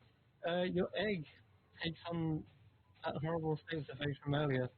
Well, takes on the charm effect. It's already had that before, I believe. So yeah, that was when you saw the paintings of like ivy and vines crawl up it. This time you see them sort of form into snake-like patterns. I don't think I can affect you with two stasis, so that's going to end your turn, or rather her turn. Carius, you're unconscious. Roll a death save.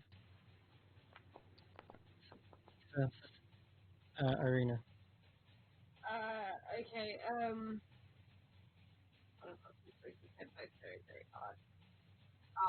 But we can't have the villain go down as well, so I'm gonna pop up 3 shots and then saw. Okay, go ahead.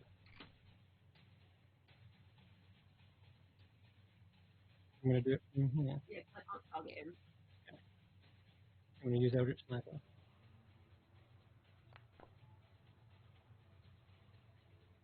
7, I'm afraid.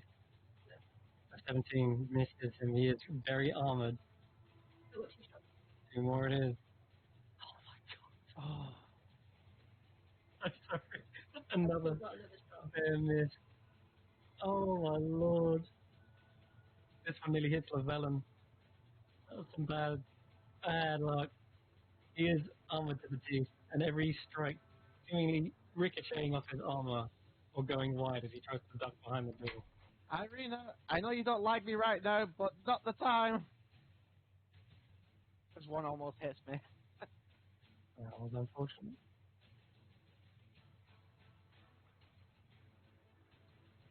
Anything of a bonus?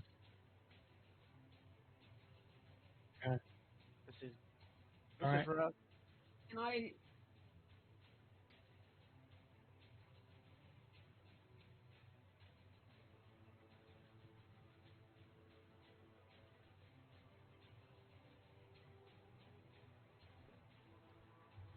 Oh, this is rough. Oh, this is rough. We gotta leave him behind. It's at this point you hear the choking sound of the basilisk as you actually notice there are two chains, collars around their necks. They begin to yank on this creature. It doesn't look like it can get any farther than this as it tries to dash out of the room. And you just hear them hissing and snapping their jaws towards you, Llewellyn, but they can't get in range. The guy who was stunned is no longer, and he rushes towards the combat as well. And he can get to there on a dash. Llewellyn, you'll go. Okay, give me a second. 3 enemies surrounding you. And they're all charmed. Uh-huh. They look like they snapped out of it for a brief moment, but thanks to the counter charm, but Only when Andy was doing the counter charm, not when I was blaring my. yeah, exactly. Yeah. Damn it. They are definitely under the full PS spell. Or Gesh, or whatever you want to pronounce it.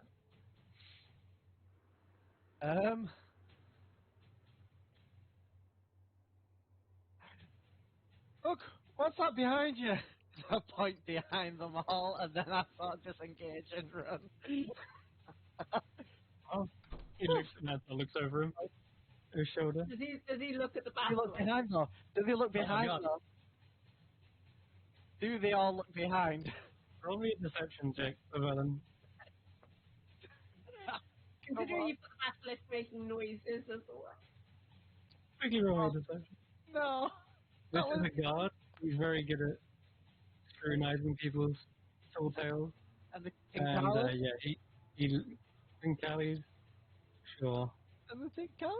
And Come not on. as smart. But I Oh. think they can hear the hitting and snapping. Yeah, they Oh. hear it behind it. They are not turning around. Sorry, buddy. But we got that. We gave that for free. You can still move and use a bonus action if you want. 50. Okay. There you Like, go. It is. It's done. You're up. Okay, I'm just going to straight dash. don't leave me. Don't leave me, Kajan. You're running in a weird angle though. Right. Okay. Just say, Lavella, come this way. I've got to get Carriers to safety. I'm not as fast as you. Well, hurry up. Okay. Uh-huh. I mean, the villain already knows about what to the left. Yeah. Yeah. You've cleared out that path. You know there's no potential enemies. Andy, and then another death saving throw from you. That's a success. Okay. It is Captain Mansell's go. Wrenches open the door, looks around, Oh, spots you. I don't suppose I could spend my action at all Doing. as to stabilize Carriers. Yep, you can roll a medicine check.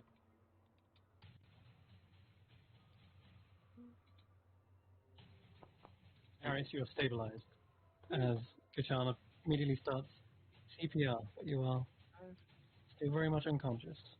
So is Andy. Okay. Alright. Sorry, Lavellum, this is not good for you. He rushes towards you, goes to swing the great sword, and then brings it up and goes to butt you in the head with the hilt. Wait. Okay. Let me roll it. And bludgeoning damage, still alive, goes for another swing.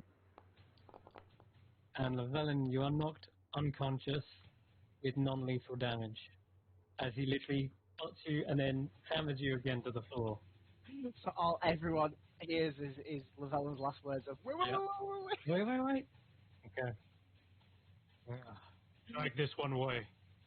I'll go for the others. Um, Meanwhile, Levellant, you're unconscious. I guess the people who are looking down to you, you see this door open, and it wasn't the Tilling Cali.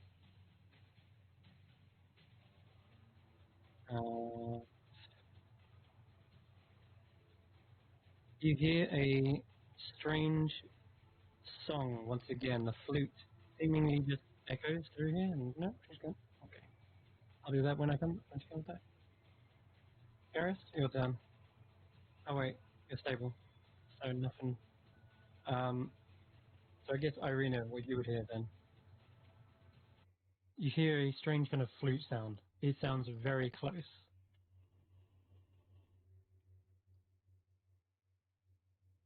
And you saw this door open by itself, by the way. Just want to point that out. And you heard the flute sound somewhere in this next chamber over here. Okay. And when Andy gets back, I just need them. Oh, sorry, go back. Okay, I don't know how this works, so we'll hold my action for now. But you can definitely hear a flute coming from that chamber, but it is your go.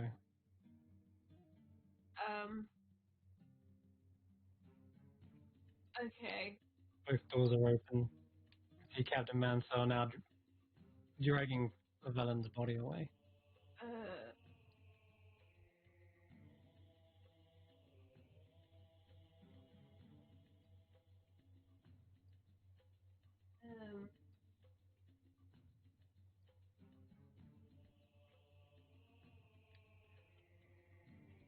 Right. So I heard the sound.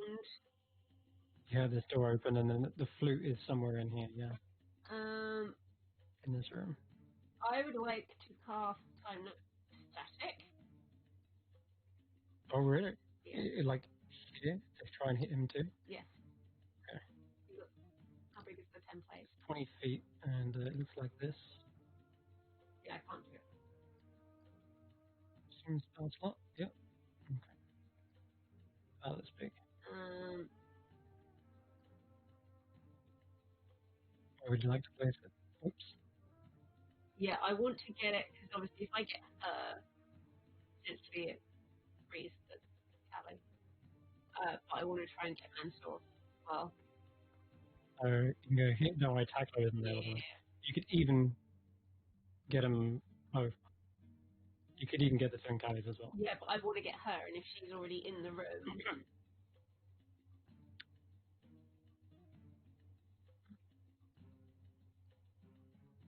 You like that? It's pretty substantial.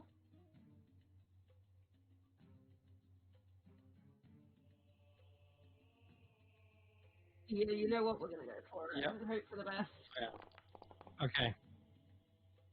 The twin carries both fail and immediately begin like holding their heads, shaking them as this psychic damage racks them. And the Mansour, on the other hand, didn't seem to roll his, did it? Okay. Oh, I know why. It's a player. It'll roll it in a second. And there's one more thing I would need to roll, which I'm not going to reveal to you. Which passes, but does take damage. Oh, there they are. And one last thing I need to roll is a concentration check. Which half of 22 is a DC of 11. They passed the save. Doesn't it go against me? No, it's half the damage. Or 10, whichever is higher. So you definitely hear that sudden flute.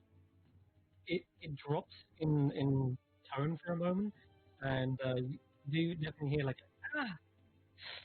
what a discordant noise. And yeah, the lips of the illusion back here didn't seem to move as that voice was saying that. But she is stepping forward over here. Okay. Anything else? Got some good damage in there, wasn't it? by the looks.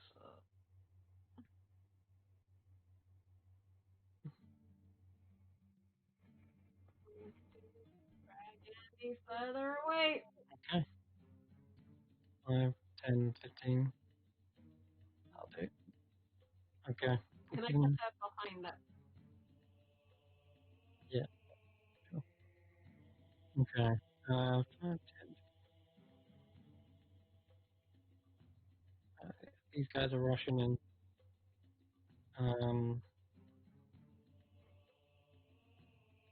Actually, Cadamanto ordered one of them to drag him away. That's exactly what they're going to do. The villain's unconscious body is pulled away. How much Back movement to do they have? 40, doubled to 80. So Oh it my goes here, for their turn, and then dashes and drags it back. And you are restrained at this point as well, just because they have that ability. God. Okay. Veru is ordered back into his little hole. And the other Fling Cali is just going to continue to rush after you, so they can get full 80. So this thing charges down the corridor, full speed, scuttling its way towards you. Llewellyn, you are unconscious, but you're not rolling death saves for this, because he knocked you out with non-lethal damage. Kashan, you're up. One of these scorpion humanoids have just charged into the room. He's looking very bad as well, might I add. He's still holding his head as if he's suffering from some intense migraine. I'm just going to look to the rest of my allies and yeah, Krishan's gonna get defensive mode, gonna move Back him Karius up! back, and is going to wail on it. Go for it. See them damage rolls. Okay. That's a hit. I don't know why I'm still Still got targeting the captain, my bad, yeah. That's alright, cool. Yep, 17 wouldn't have hit him, but it definitely hits this guy. Crunch. You see one of its legs kind of break and give way, and it stumbles towards you. Con save. Con save, right? That's a fail. Is it? Your DC is 15. It is, Sorry, it is just 15. off. It is 15. So it steadies itself and it pulls its longsword out and uses it as a crotch. Another Crunch. one.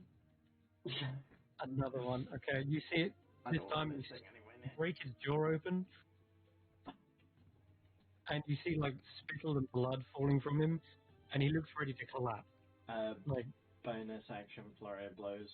I don't want this Yeah. thing anywhere near my allies. Oops. There we go. But natural 20. Left his jaw wide open for a finishing move. How do you want to do this on this guy? So my full intentions was actually to push it away. So I can imagine that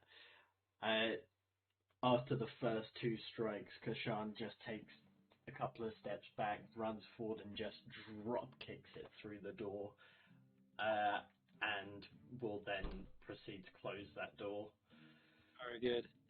and Alright. run back, and we'll, or if anybody else comes through, and we'll look back to the others.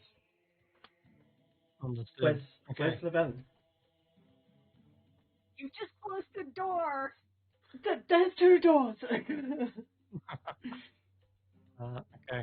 Back to Andy. He needs to make another save. Let's save. You got 2 successes by the look, so one more and you're stable. And there you go. So, Andy, you've simply began to breathe normally again. You're still lights out, but you're not bleeding out. You're just unconscious from Captain Mantle's attacks. Which, believe it or not, it's his go now. And he's going to continue to come after you guys. 60 foot, rushes up to the door. That's it. Let's go. Mistress of the Sands gets closer and closer, without you knowing. It's time to put an end to this farce. You seem like the most capable warrior. Perhaps I should got you on my side first. And this time I am going to cast a full spell. And it's going to be targeted at you, Kashan. Oh, wait a minute. Hold on a minute. She's not stupid. I seem to be resistant to my charms, however. Curious. No. Hmm. I love you. That is a mystery. No, she saw earlier when she tried to play the tune, you just literally dashed away, and she's like, that should have worked. I guess there are some outliers. In that case, you will have to do. Being the only non-unconscious person left, she's gonna cast. The last choice. Yeah, it is. It is. I need you to roll a wisdom save.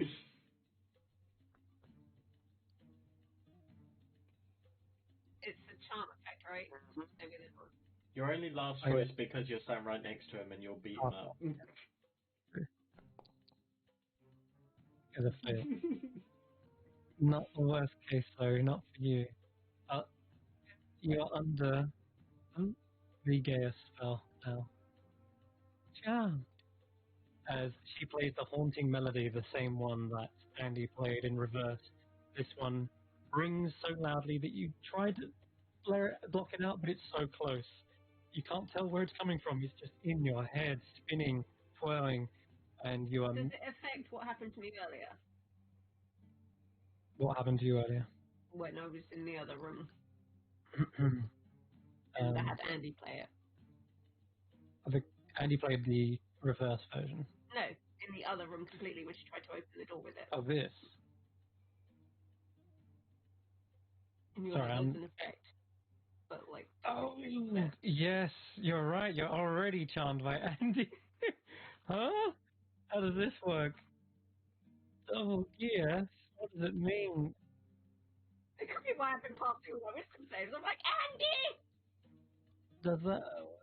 Oh, God. Someone call the Loosh.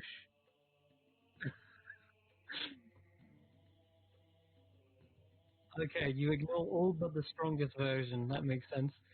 So, really, it's down to... What did Andy roll in that performance check? It was something like 24, wasn't it? It was pretty high. I'm going to have that be the DC. I'm pretty sure it's 24, right?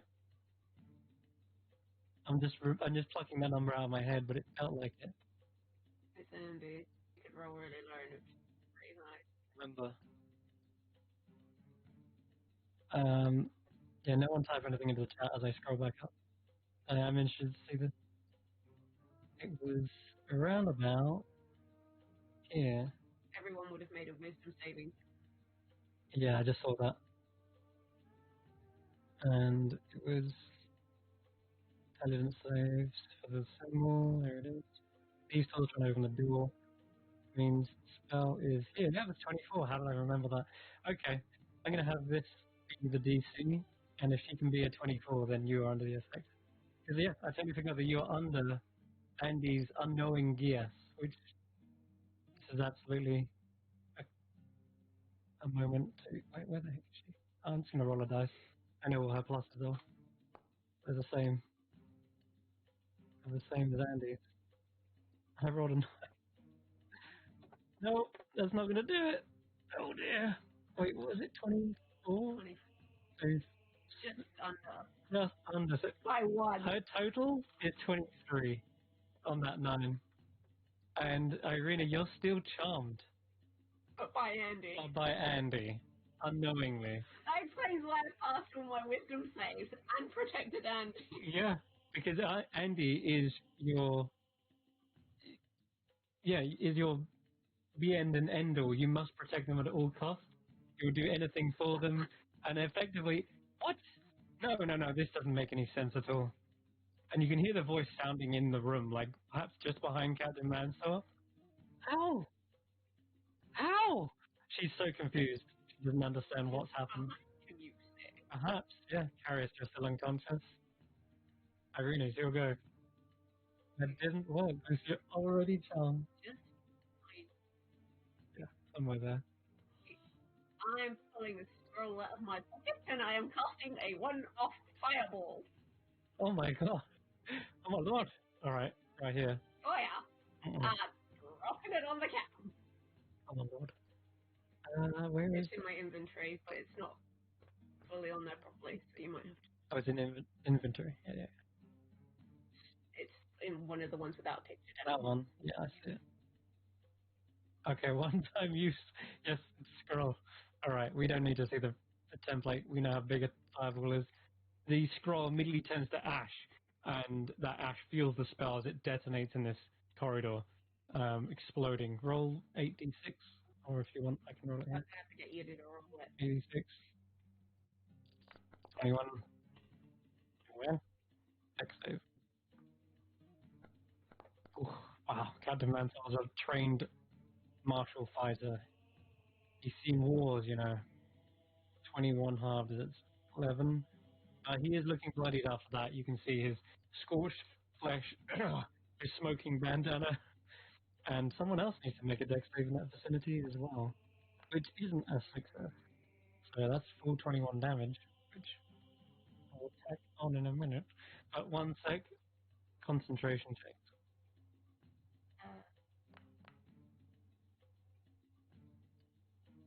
Oh,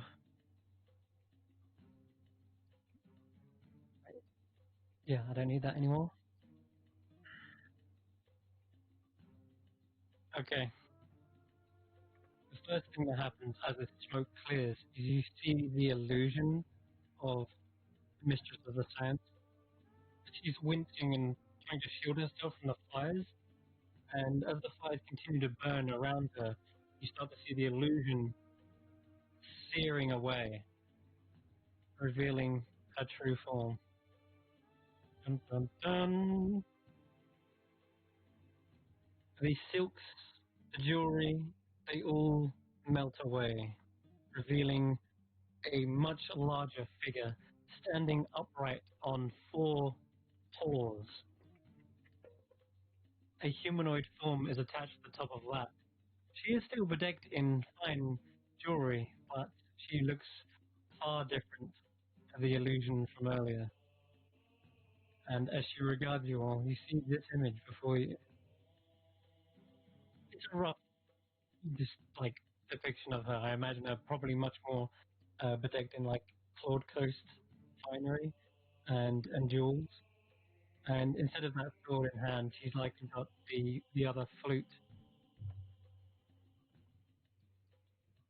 And yeah, a long furry tail kind of whips back and forth as she shakes off the effect of that fireball, which dealt quite a bit of damage to her.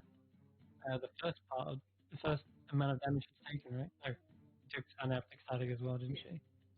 Which she passed on. And you did that earlier. Yeah, there it is, 11. So she has taken some damage. But there she is before you in her true form. And before my turn ends, I would like to bonus action X-Blade Curse on Captain Mentor. Got it. Okay. Looking at the time, are you okay to finish? I think it's coming to a close anyway. Yeah, I think breather. Okay. Okay. At the sight of now her true form, she's probably going to try and retreat regardless. The other Trinkellies, the villain's unconscious. Okay, before we do, and Kishan, what would you be doing on your turn? Do you want to try and fight more, or are you going to try and retreat? I would be protecting the others, so if they're coming through the door, I'm stopping them. Okay. I've got your back. Yeah, sir. Okay, so if you're going into combat, I think here's a good place to end it, just as you rush in, because this might have a few more rounds by the looks. So, it is 10, right? 10 past 10, yeah. Okay. So, with her true form finally revealed, she is not pleased by the looks. But, Kishan, you haven't given up yet. You rush in, even with 2 allies down. You ain't going down. Okay. Alright. So yeah, we'll sign off here in the midst of combat, but it's a good little cliffhanger to drop it on. This creature is unlike anything you guys have seen thus far, and definitely not depicted in the images or the paintings. But the closest resemblance is like the Twin Cali, top half humanoid, bottom half mystical creature, and this one perhaps representing like a lion. She's more like a sphinx, if anything, but sphinxes are much more majestic and I don't know, she's something else maybe. We'll find out. But till then, sign off here. Thank you very much for watching, and see you all again soon. I think, yeah, next week I'm running, and then the week after that I might be on holiday. So if I make it back in time, we can run. We're definitely good for next week, just the week after that. So I'll be here next week, but then I won't be here for the following 2. okay, yeah. Well then that might work out. We might actually finish this up in the next session anyway. It looks like this is the final sort of fight here. So yeah. Oof. Yeah. He's gonna fall back, that's for sure. As Kashan starts to wail on Captain Mantle, you can see on her turn she is actually gonna fall away. If she lost concentration, does the Twin Kelly leave her villain? No, that is a permanent spell that's just constantly on. That what you broke was her greater invisibility. And something else as well. But we'll get onto that. So thanks very much. We'll tune in next week. Bye bye. Bye bye.